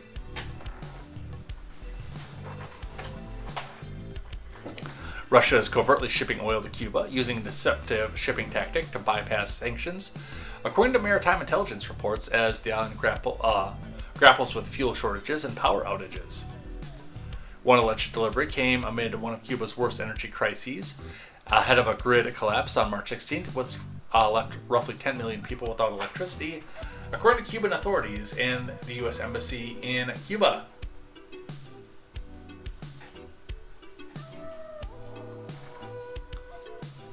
The Hong Kong flag tanker, which is not sanctioned, has AIS patterns that suggest the tanker spoofed its location and likely sailed to Cuba to discharge its cargo. In early March, Windward AI said. The Financial Times also reported March 18th that another Russian flag tanker, Anatoly Kolokin, carrying crude oil, was expected to reach Cuba by April 4th. We are ready to provide all possible assistance, Kremlin spokesperson Dmitry Peskov, who you probably know from all the things we did about Ukraine 3 years ago, told reporters at a briefing on Cuba in March 17th, the Moscow Times reported.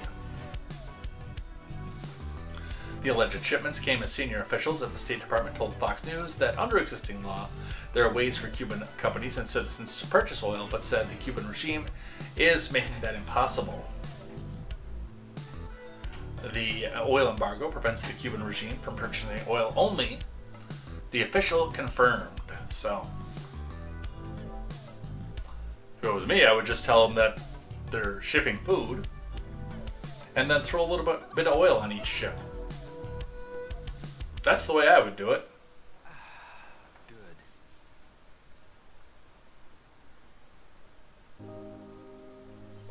What else do we have? Trump says he can take Cuba. I can do anything that I want with it. Trump said Monday that he could do anything he wants with Cuba, suggesting the U.S. could potentially take over the island nation and topple its communist government. Because of course it does.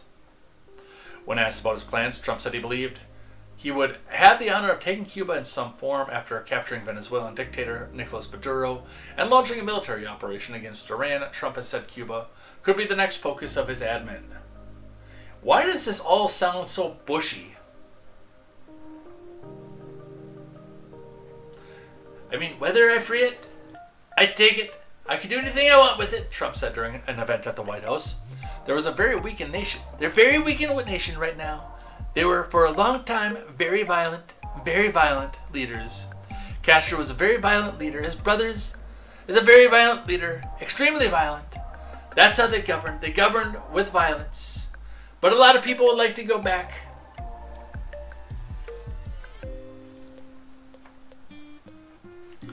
Trump, who has restricted oil shipments to Cuba through sanctions, said Cuban leaders are now in talks with U.S. officials.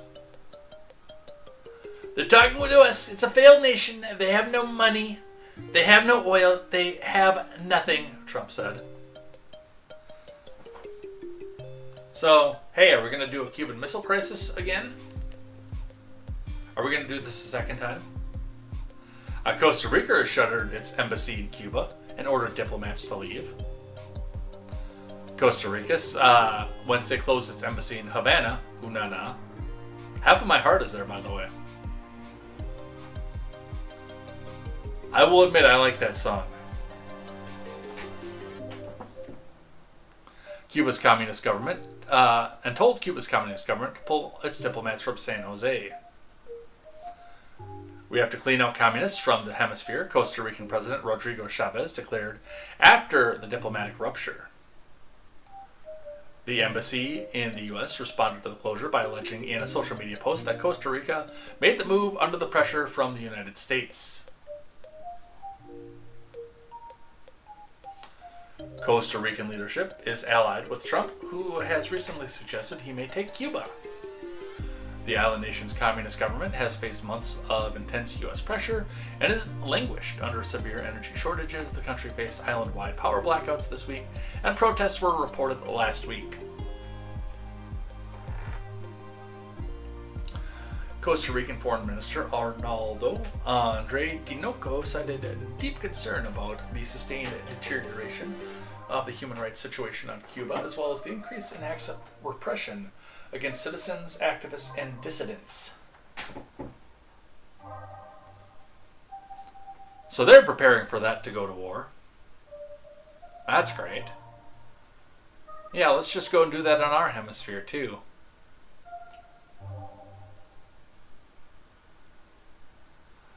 Let's see. Cuban power blackout sparks protests as Trump hints at intervention. We'll skip that one. Talked about Joe Kent already.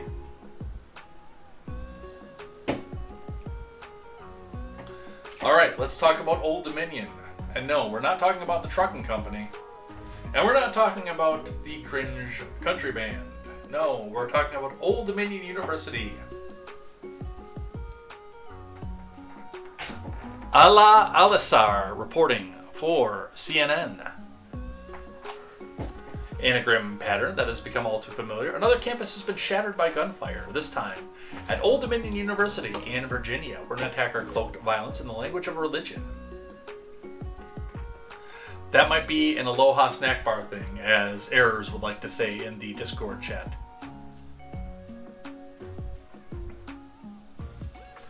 Federal authorities are investigating Thursday's shooting at Old Dominion. We talked about this last week, as it was happening, by the way, as an act of terrorism after identifying the gunman as Mohammed Bailor Jalloh, 36, a former member of the Virginia National Guard who previously served prison time for attempting to aid the terrorist group ISIS. Devoted ROTC instructor Lieutenant Colonel Brandon Shaw, a father and husband, was killed in the attack. 2 others were hospitalized with injuries. University Police Chief Garrett Shelton said, noting all 3 victims were affiliated with the university.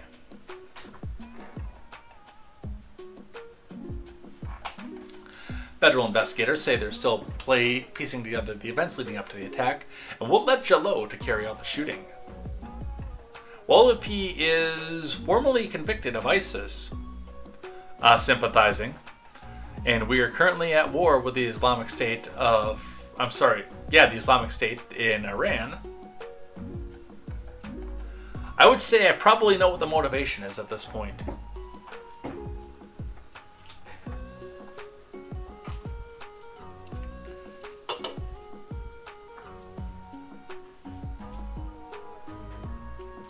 The case has drawn renewed scrutiny to Jallow's past, including a terrorism conviction. Nearly a decade ago that followed an investigation officials said kept them up at night, as well as circumstances surrounding his early release from prison.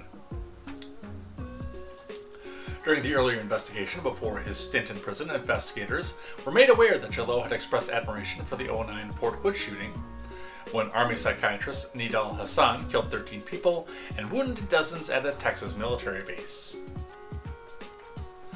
Jallow, a naturalized U.S. citizen born in Sierra Leone, served as combat engineer in the Virginia National Guard between 2009 and 2015, according to a U.S. Army official. During a 2016 investigation, authorities learned he had begun consuming online lectures from deceased al-Qaeda leader and ultimately decided not to re-enlist after leaving the Guard. That same year, prosecutors said Jallow attempted to assist ISIS.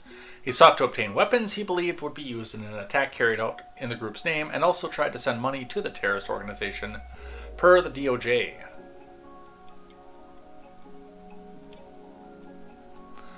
Let's see why he got out early. After his release from prison, let's back up here. Special agent in charge of Jallow's case in 2016 said the multitude of cases they investigated over the years, this was one that kept them up at night. Inmates with terrorism-related convictions are no longer eligible for early release under the new 25 provision. According to the Federal Bureau of Prisons, Bureau Director Bill Marshall implemented the change on September 25th of 25 on a Trump-era EO, ensuring inmates with terrorism-related charges will no longer qualify for early release under the prior federal provision.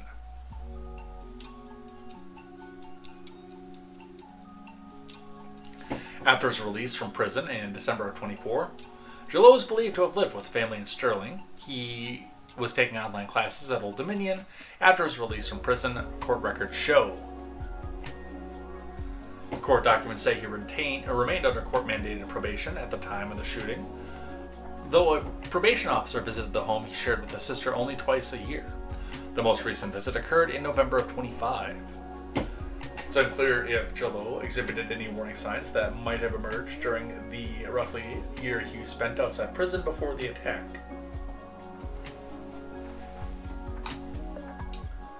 So, yeah, he got out early.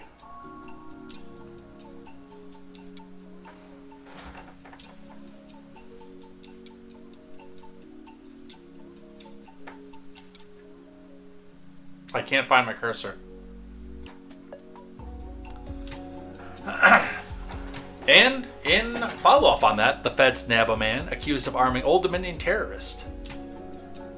They charged Kenya Chapman on Friday. The Department of Justice charged the man accused of selling a firearm to the Old Dominion University shooter, who'd already been convicted of supporting terrorism. Feds charged Kenya Chapman Friday for carrying out the sale to Mohammed Baylor Jallow, who was convicted but released early in 24 after completing a drug program, according to the Associated Press. Jallow killed an ROTC professor who was decorated war hero during the Thursday attack. 2 other service members were injured before the heroic students intervened to subdue him. Chapman told authorities he had no idea Jallow planned to carry out the attack. The news outlet reported he faces charges for making false statements during a firearm purchase and engaging in the business of firearm stealing without a license. Chapman said he stole a gun from the car at Newport News, Virginia, about a year ago, before he recently sold it to Jalot.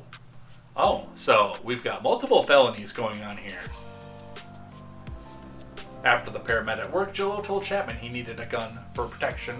As a delivery driver, Chapman said he knew Jalot was previously incarcerated, but claimed he didn't know of his past felony conviction. He was recently incarcerated for multiple years. How did you not know?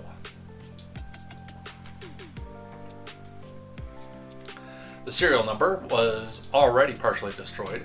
Authorities combed through the phone records, finding that Chapman and Jalot had multiple calls in the week before the shooting.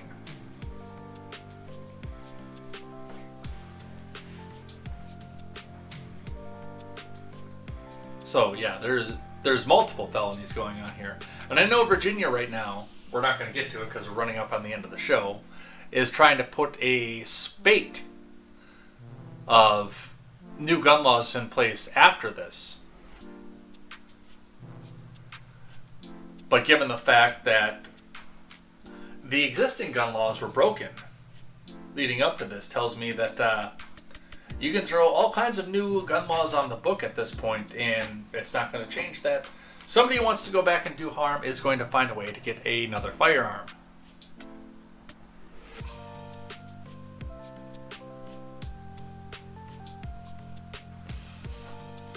This is a live updater, so we're not going to talk about this one, but just a little bit of the summary off of this one from NPC News. A driver rammed a vehicle into a large synagogue in West Bloomfield Township, Michigan today. This was March 12th, so the same day as Contemporary was last week. And exchanged gunfire with a security guard in an attack that set off fears across the state and the Jewish community. Where's Ron? The driver was killed and the security guard was injured. 8 first responders were being treated, an area hospital said, and the students and staff members at the Temple preschool were uninjured. Oakland County Sheriff Mike Bouchard said the driver breached the facility by driving through the doors. The car caught fire after something ignited inside, and the suspect was found dead in the vehicle. It's unclear what the cause of death was. He hit a building deliberately.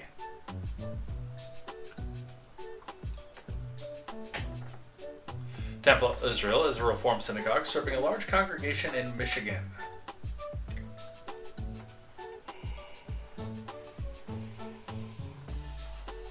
Ooh, excuse me.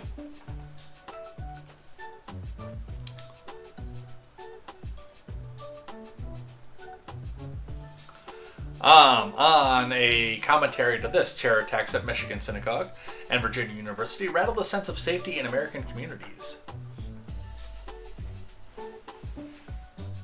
From Emma Tucker, Elizabeth Wolf, Hannah Rabinovitz, and Holmes Librand. A pair of attacks more than 700 miles apart on Thursday struck at the heart of community safe havens, leaving shocked Americans with an uneasy sense of security. First, a deadly shooting being investigated as terrorism devastated a Virginia University. Less than 2 hours later, an explosives-laden vehicle plowed into the Temple Israel of West Bloomfield Township, setting part of it ablaze while dozens of children were inside. Gretchen Whitmer said the synagogue attack was anti-Semitism. It was hate, plain and simple. Yeah, that doesn't carry the weight among Democrats as it used to. The Michigan attacker was a Lebanese-born U.S. citizen who reportedly lost family members in an Israeli airstrike in Lebanon. Officials said he was the only person who died in Thursday's synagogue attack. While no children were injured, a security guard was struck by the vehicle, but is expected to recover, and more than 50 first responders were treated at hospitals for smoke inhalation, the Oakland County Sheriff's Office said. There are no indications the Michigan synagogue and the Old Dominion attacks were connected, according to the FBI. The attacks were among 4 acts of violence that have rattled Americans' collective consciousness in recent weeks. The 2 attacks on Thursday came just days after 2 terrorist suspects were accused of makeshift bombs at a protest outside of the mayor's home on Saturday in New York City. Less than 2 weeks earlier in Austin, a shooter killed 3 people and injured more than a dozen. In the city's bustling entertainment district, underneath the hoodie, the shooter was wearing a t-shirt featuring an Iranian flag design, an official said. So, and yes, I do believe that there is some ISIS connection to all of them, and I think a lot of this does have to do with the fact that we are in Iran right now, doing things we ultimately aren't supposed to be doing.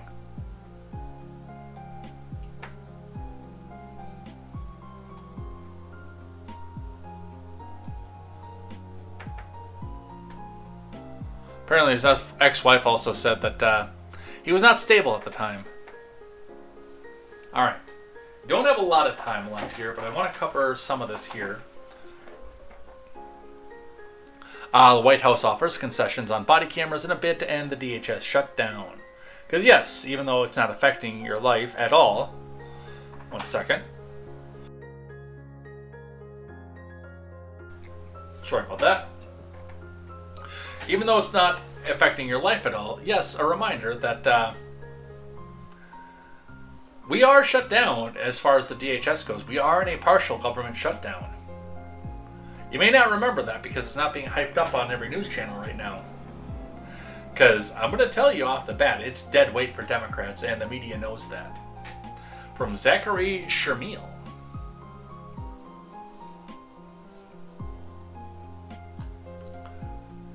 Wrong screen. There we go. Seeking to end the rapidly worsening shutdown at the Department of Homeland Security, the White House has offered to expand the use of body cams for immigration enforcement agents and limit their activities at churches, schools, and hospitals. The body cam thing I actually agree with, but announcing that you can't go into churches, schools, and hospitals, I mean, that just means that that's where the people who are going to be criminally illegal are going to go back and hide behind people, because you've given them a roadmap to do so. And no, I don't agree with going into churches, schools, and hospitals to do so, but telling the people you're trying to apprehend your strategy is also seems like a bad idea to me. About a month into the crisis, the Trump admin is still holding firm on one of the more contentious parts of the debate to reform the 9/11 era cabinet agency, opposing any kind of ban on masks for law enforcement officers. See, I do agree with the idea of putting more body cams on people because, A, it makes for really, really entertaining YouTube videos, and B, yes, the government should be more accountable. And it should be held in check by its people. So yes, those are both things I do agree with as far as this goes. And the mask thing, I've said this 1,000 times since the start of the Trump administration. I agree that law enforcement officials should not be wearing masks. They should be out in the open for the people to come back out and see who's doing this. I've always been in the same boat about like politicians, etc. Why I hate federal government and our federal Congress, because they make laws that affect us directly and they can't look us in the eye in the grocery store. Same thing with law enforcement under normal circumstances. The problem with ICE, and where I get torn on it, is the fact that we have just lost our connection, but I'm going to keep talking anyway because this is going to wind up on the recording. But the problem with ICE at this point is the fact, we're back on. The fact that if you do know who they are, they're going to reverse image search the faces of all the ICE agents and then go back and throw firebombs through their families' windows in a form of protest.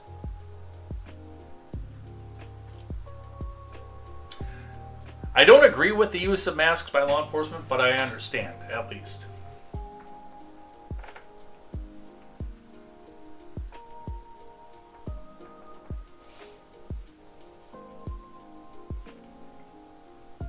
The concessions were detailed in a March 17th letter to Senate Republican leaders from top Trump admin officials about the status of negotiations between the White House and congressional Democrats.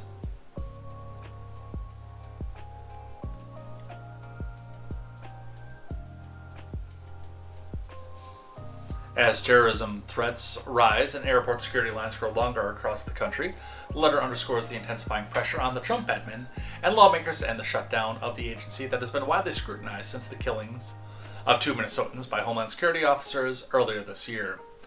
And I've been 50% split on those 2 killings, by the way, and again, been open about that. Given what was happening at the time, I did say the Renee Good killing was justified.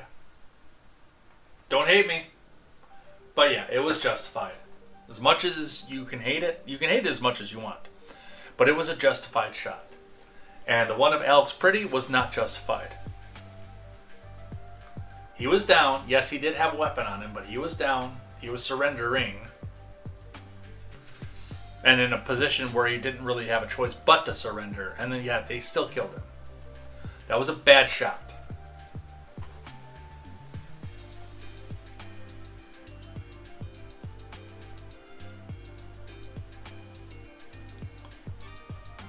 It also emphasized how entrenched Republicans and Democrats remain in their respective positions.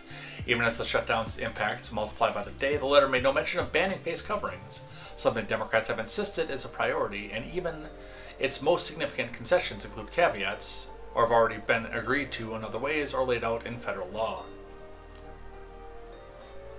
Still, the letter's authors, Tom Homan and James Braid, the White House Director of Legislative Affairs, by the way, argued the admin has tried to negotiate in good faith to end the funding impasse.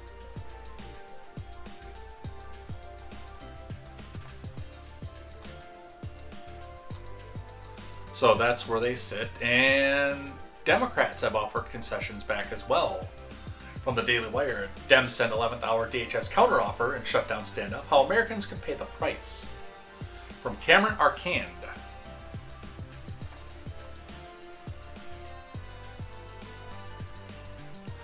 And I think this is where we call it, by the way, too, after this one.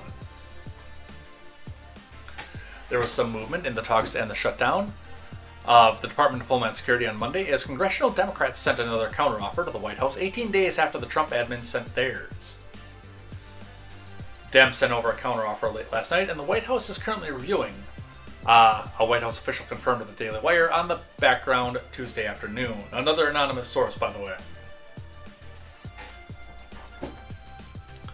The White House sent a letter to Senators Katie Britt of Alabama and Susan Collins of Maine on Tuesday, outlining their own current offer, saying that the admin will expand the use of body cameras, limit civil immigration enforcement activities in certain locations, with a handful of exceptions, increase oversight of detention facilities, which again I'm also okay with,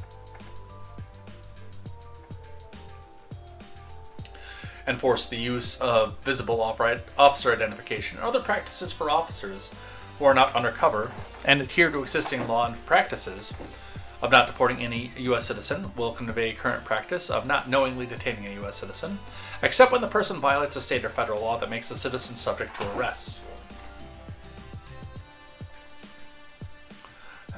The offer is reasonable, it is serious, it is a project of work that's been gone on since the shutdown began. A senior official told reporters during an on-background call, saying that the latest offer from Democrats sent Monday night does not indicate the seriousness that this moment needs. Exact details of the counteroffer are unknown, but Democrats have publicly said for weeks they want to see an end to several federal immigration enforcement tactics, including the end of masking for agents, the end of the roving patrols, which might actually end with Nome being out. The Democrats are also demanding the use of judicial warrants to make immigration-related arrests.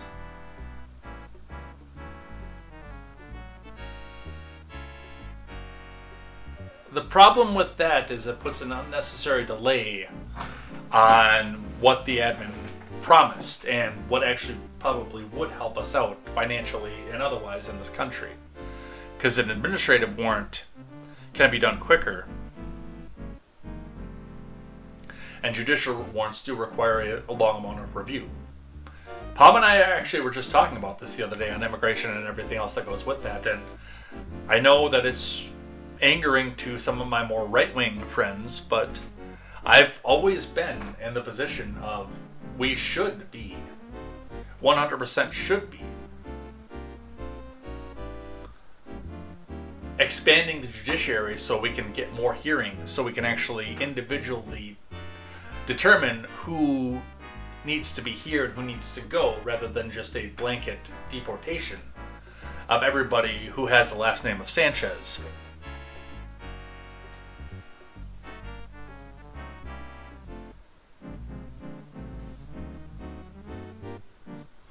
I do want to get these people their day in court. I do. I think that's reasonable. Some of these people have been net positives to our society. They deserve a chance to get their case heard and possibly get the opportunity to go back and do it right. But mass amnesty and mass deportation, those are two extremes that we have no business going down through. And this is coming from somebody who, by the way, has said that either mass amnesty or mass deportation of the Dreamers would be better than the stupid-ass system that they have now. Because at least they know and can plan the rest of their day, instead of being political pawns every 4 years when we're having a presidential debate, which is what the DACA program is right now. If we weren't an hour 57 minutes into this, I would go on my DACA rant. I love going on my DACA rant because I hate that program with a fiery passion. I hate the way that the people that are on it are treated by both political parties. I hate the fact that it's there. I hate the fact that it's unknown. Find a way to get these people into the program and either get them out of the country or get them enrolled in Path to Citizenship. Don't leave them in limbo to be used for political debates and opportunistic commercials every 4 goddamn years. Alright, that's all that I have on the news. We're going to do a couple things that I like and a few things that I hate. But first we read the rules of acquisition.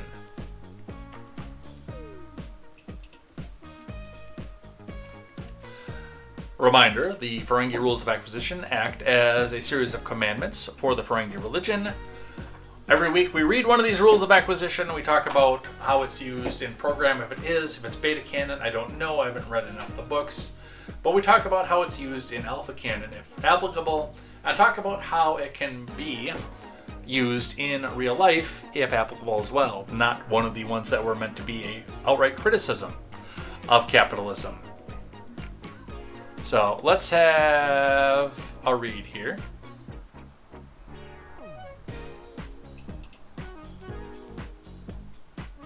Where did we leave off? Ah, yes. I'm going to skip the 188th, by the way, because it's a repeat of the 181st, whereas 181st was in the Ferengi Rules of Acquisition reference book, and the 188th was from Star Trek Online. But they say the exact same thing. Not even dishonesty can tarnish the shine of profit. So we move on then to the 189th rule of acquisition. Let others keep their reputation, you keep their money. That's right. Profit above all else. And yes, you need to carry a certain level of reputation in order to continue to do business, because otherwise people and other species in the galaxy will not do business with you, limiting your ability for profit. But sometimes a line has to be crossed, sometimes things have to be done in a certain way that may tarnish your reputation, but you still get the sale in the end of it. It's a fine line. This, by the way, comes from the same reference book as the 181st, the Ferengi Rules of Acquisition.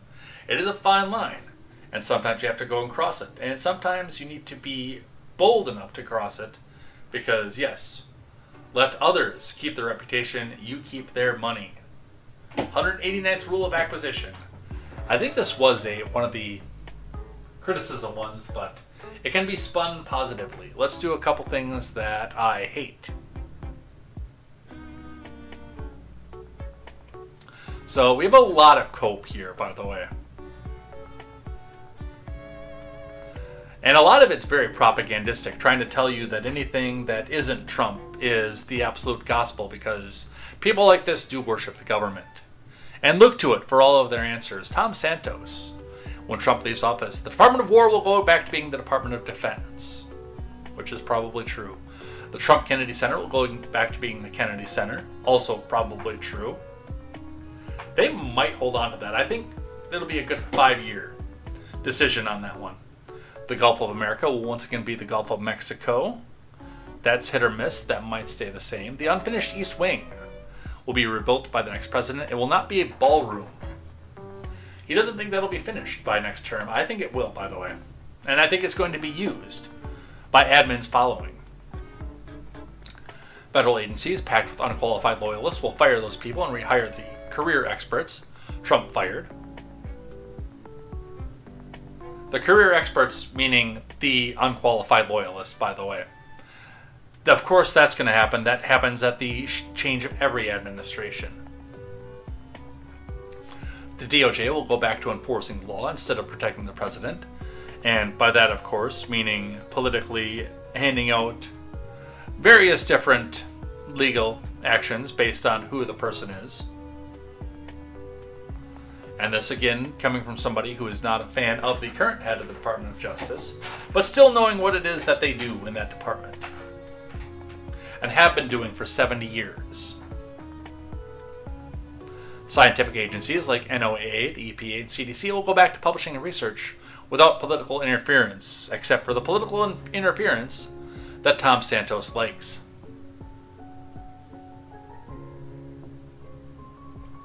The U.S. will realign with its allies and not its enemies. Apparently that's not a thing, according to what we were talking about with Palm. The presidential pardon power will stop being used as a rewards program for loyalists.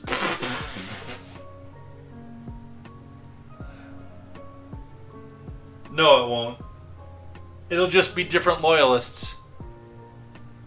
Why do you think Biden handed out the pardons the way that he did at the end of his term? No, that is a century-old practice. That's not going to change back at this point. Again, it's going to go to the loyalists that Tom Santos likes, not the loyalists to the people that he doesn't like. Hey, I've seen this one. This is a classic.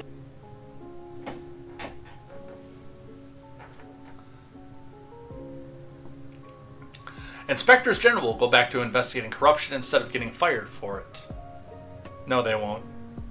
They will go back to looking the other way for corruption that people like Tom Santos likes. The White House press room will go back to having briefings with real journalists and not podcasters. Again, the people that transmit the message that Santos likes. U.S. foreign policy will stop revolving around flattering dictators. No, it still will. And the world will progress as though Trump never existed. So the corruption that's been there will go back to being the way that it was, and the corruption that Santos doesn't like will go away, according to his prediction.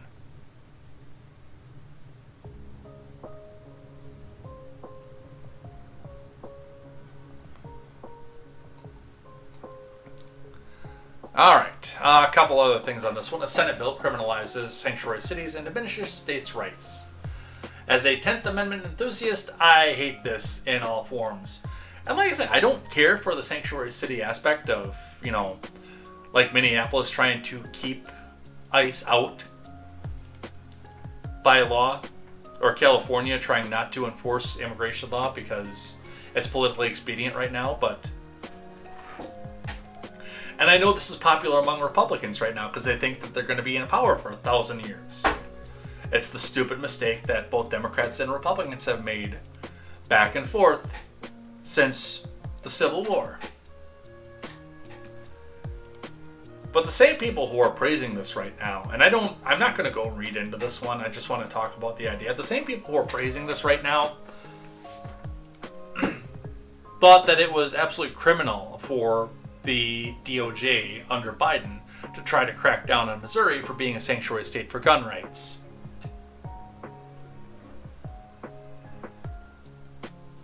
And furthermore, yes, the 10th Amendment should apply on everything. The federal government doesn't need to be involved in a lot of the things that they're involved in.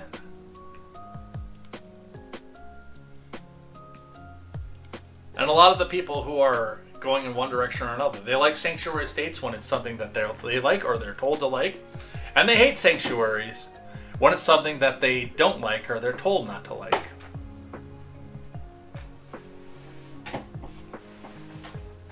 Whereas with me, I mean, you got to deal with the crime that comes with it, but if you want to be a sanctuary city for illegal immigrants, then yeah, you should have the right to tell the feds to get the hell out of your city.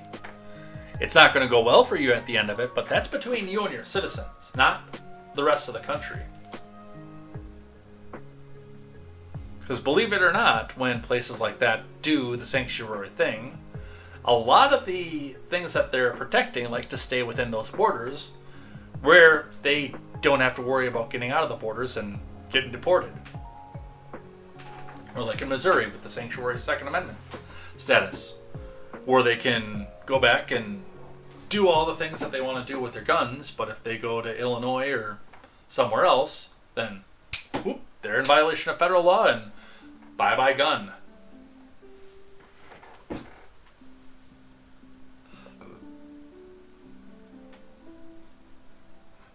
Oh, excuse me. Michael Knowles actually bringing up a very good point here. I'm going to sit down and read this, and I'm going to put this one in. I'm not going to close this one. I'm going to put this in the Discord. But Knowles with the headline, "Do right-wing podcasters want to lose the midterms?" And in irritating classic media fashion, Knowles went almost 3/4 of the way down the article before he made his point. Going back and talking about various other things about the midterms and everything else, and not really talking about what he's upset about with these people. I will come right to the top and tell you about this. The people who want to go back and lose the midterms, the Republicans, you do this all the time, and Democrats do this to a certain point too. I mean, if you don't follow everything the progressive agenda wants you to, then you're not amenable enough to the cause, and then you must be a Russian troll, evil, Trump, MAGA, bot, etc., etc., etc. But the gatekeeping off this, the right-wing podcasters spend more of their time talking back and forth about each other than they do about the actual issues, the kitchen table issues at hand. It's a reason that as much as I hate the foreign policy, that's been the forefront of everything that I've talked about. When I could sit here, and I could make a lot of money sitting here, by the way, too, bashing on Nick Fuentes, who I can't stand. And he's a very, very easy target. Bashing on Candace Owens, who I cannot stand, because she's an easy target. I could sit down here and probably get 1 million views from the gripers who run in to try to defend Fuentes, and the people who agree with me that he's a cuckboy. He's a miserable little cat boy who's basically saying whatever he can that's outrageous to get people to go back and click on his shit. And I don't think he believes any of the positions that he holds. I can make a bunch of money talking about that for 2 hours once a week. But that doesn't change the prices when you go to the grocery store. That doesn't change the sentiment about the war that's going on over in Iraq or Iran right now. That doesn't get you thinking about how the government has been fucking you for 200 years. Candace Owens is insane, but talking about it for 2 hours doesn't get you back into your first house, doesn't get you thinking about the markets. That's the reason I do the things that I do. And no, it doesn't command the audience. And the last one of things that I hate comes from the New Republic. Whoops, I actually have to go back and open this back up. Because I said that I would. Because I said that I would go put that in the Discord. This one I'm going to go put in there too. This is from a progressive rag called The New Republic that says there will be no post-presidential peace for Donald Trump. And it goes in, and again, the main point that they're at goes 3/4 of the way down the article, and we're not going to go with that, but I do want to talk about what they were talking about off of this. And they do think that as soon as Trump is out of office, it is going to be a major shift towards going out and trying to put him into prison for the rest of his life for the things that he did. I'm going to tell you right off the bat, unless you get somebody who is an editor at the New Republic, that is not going to do anything, and it's not going to help your case with the affordability to the American people that you're trying to harp on going into the midterms right now. Prosecuting your political enemies is not going to do that, and furthermore, as far as Trump goes, he can't go back and run again after he's out of office. So, no, I'm going to tell you with fair certainty that the attacks on Trump are going to dry up. Very shortly after he leaves office, he's going to be mostly forgotten at that point.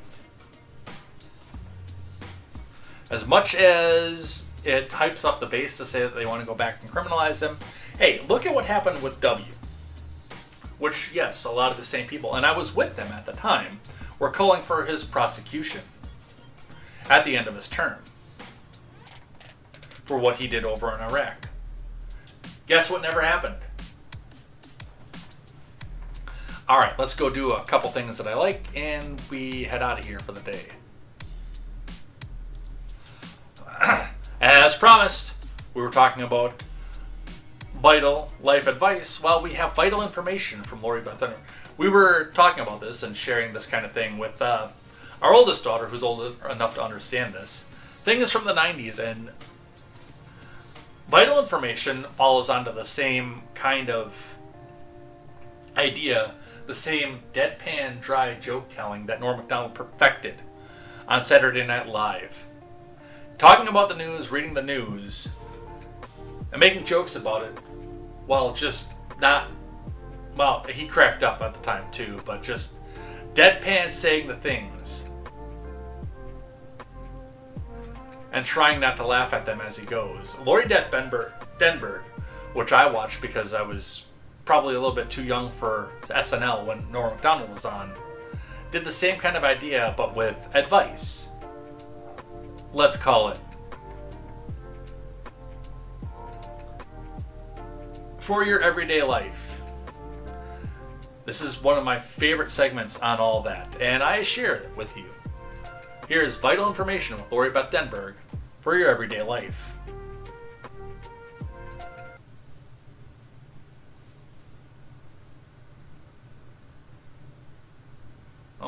More vital information for your everyday life. If you go fishing and you don't use all the worms, put cheese on them, give them to your little brother, and tell him it's wormaroni and cheese. Yankee Doodle went to town riding on a pony, stuck a feather in his hat, and later realized he'd ruined a perfectly good hat. If someone comes up to you and says, "Have a nice day," stomp hard on his foot and say, "Have a broken toe." This has been Lori Beth Denberg with vital information. Yeah, the deadpan delivery that Norm Macdonald did.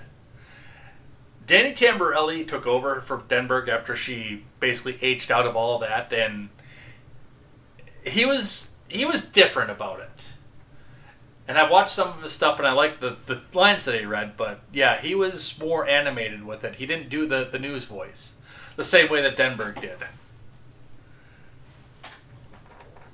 So, there's your vital information for your everyday life. A couple other things that I like today.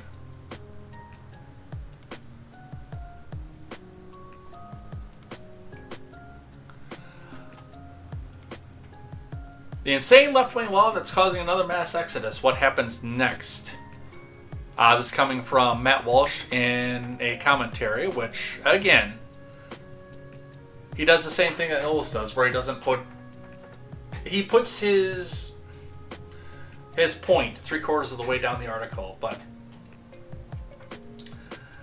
it's going to keep happening, especially in the richer. Now, some of these people are going to stay in the rich states because, I can't leave my family, or a host of other reasons. But, I mean, you keep making it harder to make money for these people or leave anything for their families at the end, which is who they really want to take care of. And yes, they are going to continue to leave and try to make their fortune elsewhere that's more amenable to business.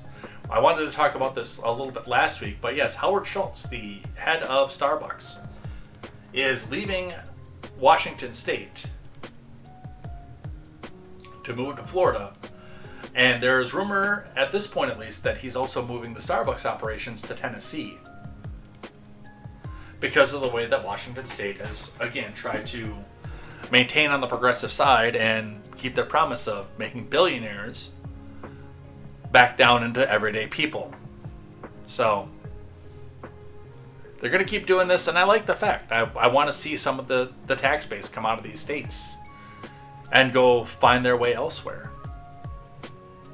A couple of other things that I like. People always ask, if the state doesn't enforce the law, what's going to happen to people? Now, this is a very, very, very, very drop-down way of doing it. But yeah, as long as you are on the personal property, Whole Foods has its own jail for shoplifters. You can just ask the sushi thief. Rich Cromwell reporting. When we think of Whole Foods, one might think of the selection of cheeses and organic yet processed offerings.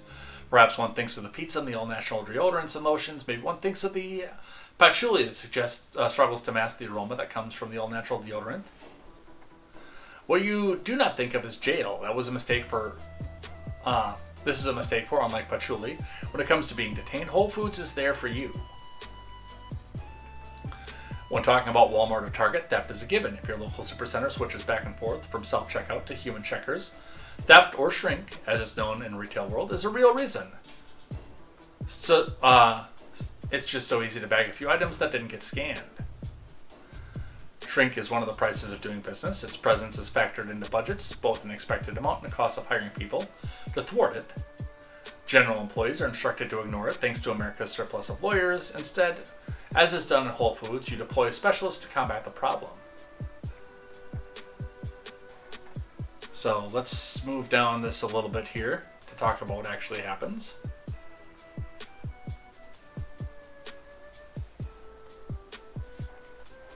For those who end up in Whole Foods jail, it's all rationalization. It's not that they can't necessarily afford Bone Storm. It's that, like punching someone in the dark, they view shoplifting as a victimless crime. This isn't exactly shocking coming from a collective that thinks Bernie Sanders is correct about millionaires, make that billionaires, but doesn't understand that assets aren't necessarily walking around money, and just really needs the sushi tray before therapy. The therapist presumably does not get stiffed, though this piece in Curbed Whole Foods jail doesn't specify. For years, she had thought of the California rolls, brownies, and protein shakes she stole as kind of artist subsidy while she got her own practice off the ground, but on this particular day, her luck had run out. Astrid was late for therapy and hadn't eaten. She stopped for a quick lunch. As usual, she began her meal in store, moving towards the door with confidence, while ripping open a sushi tray, soy sauce packet between her teeth. 1 foot out the door, she felt a hand on her arm.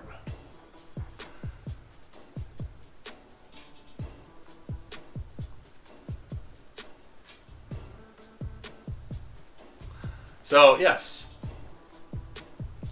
The article doesn't really tell you what happens in the jail, but apparently Whole Foods does have its own punishment system. Yeah, JP Riley, what's the jail part?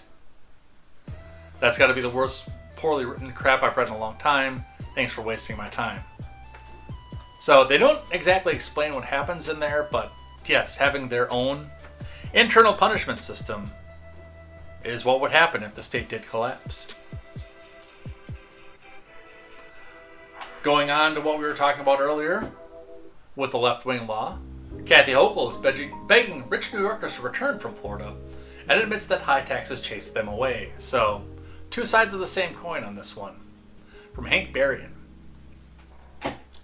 Kathy Hochul took to a fireside chat this weekend to essentially beg for the wealthy captives she's already chased away to come back and fund her socialist fever dreams. Sitting with Nick Reisman at the Political New York Agenda Summit, Hochul finally admitted that conservatives have been saying for years, high taxes actually drive people away. Now, on both of these, one of the things that I would note of this is a part of the reason that the progressives in government do want to overturn the 10th Amendment and make this all basically one federal country that might have a little bit of local interference in the middle of it to deal with things on a more on-the-ground level, but still have one unified, uniform federal law. And fewer state laws. It's because if it's all uniform across the entire country, then you can't go from New York to California or New York to Florida to go back out and try to avoid the taxes as you go. Because it's all going to be the same, and you get dinged and pulled no matter what it is that you do. And all that money that you try to hold on to as you go from New York to Florida is pegged for redistribution because you made too much of it. That is the end of the progressive agenda. Whereas we have a fairly good system where we can, without a lot of talk about customs and going through other countries and other country borders, have a way to go back and experiment with what it is the people want and they want to go to by having separate state laws and people going to the places that they deem fit.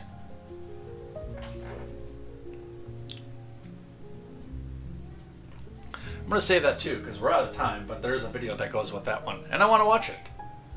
And the last thing on things that I like before we close out for the day, I went way longer than I wanted to.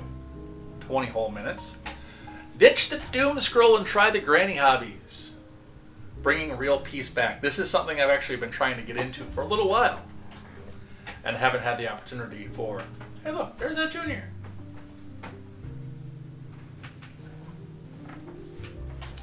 I actually have yarn and a couple other ones that I've wanted to learn how to crochet for a while. I can't get the start of it. Once it's started, I can actually do fairly well, but just getting it started has always been a challenge out for me.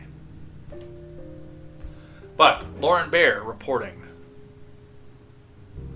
You don't have to be a victim of a toxic workplace in your head. Take a vacation from your phone whenever the mood strikes with a granny hobby trend that brings peace and joy to the offline space where your doom scroll used to be. Early adopters, aka your grandma, knew exactly how to calm the digital distress of your heart without using a world-class innovation, yarn.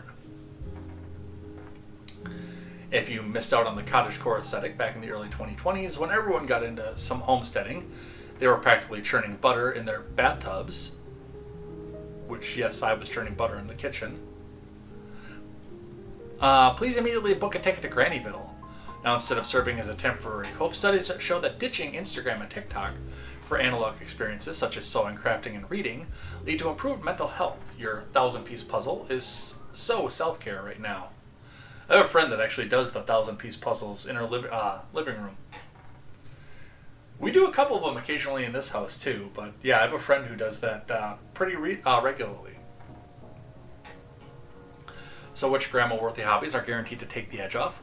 While Glammas, Gigi's, and Gams of all ages get their cardio on with pickleball, swimming, and lawn bowling, the most stress-reducing activities rely on slowing down, grab an ice-cold Diet Coke, fridge cigarette, pull up a rocking chair, and chillax. With nearly 150,000 tags on TikTok, Needlepoint takes the gold at the unofficial Granny Olympics. Emma McTaggart, Gen Z founder of What's the Stitch, described her passion for a contemporary spin on needlepoint, saying it was really therapeutic, a kind of way to distract yourself from either work or stress, but also just do something with your hands instead of doom scrolling. Which, honestly, on that is something that I've also wanted to get back into. We did counted cross stitch in middle school, but with me loving video games and pixel art, I can create the same kinds of things that I enjoy looking at with those little cross stitches. I've had a couple people make gifts for me in pixel art with counted cross-stitch, and they look good. They look fantastic. One was a Zelda thing, and one was a Yoshi thing. And I love that 16-bit... counted cross-stitch does really, really well on 16-bit aesthetic. Because it's bigger. The pixels are smaller, so you can get a bigger image out of it. I mean, you can still make the original Super Mario on pixel art, but it's going to be tiny if you're just using one pixel per cross-stitch. Because the pixels were huge in the image. The image itself on the TV was pretty big, but the pixels were huge.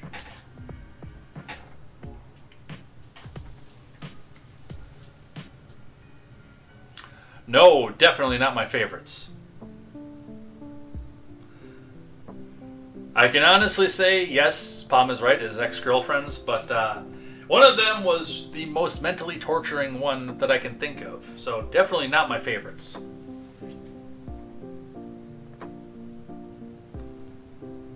And the other one was just crazy.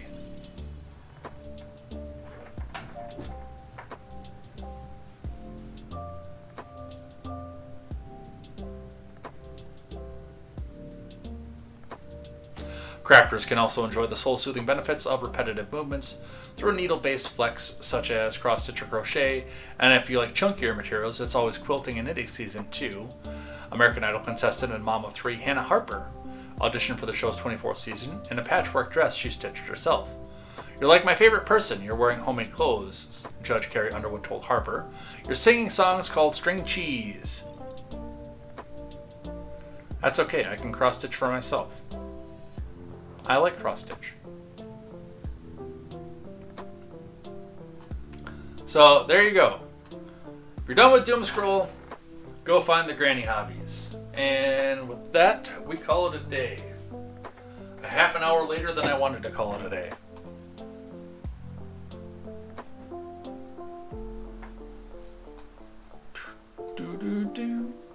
The Ballad of the Goddess.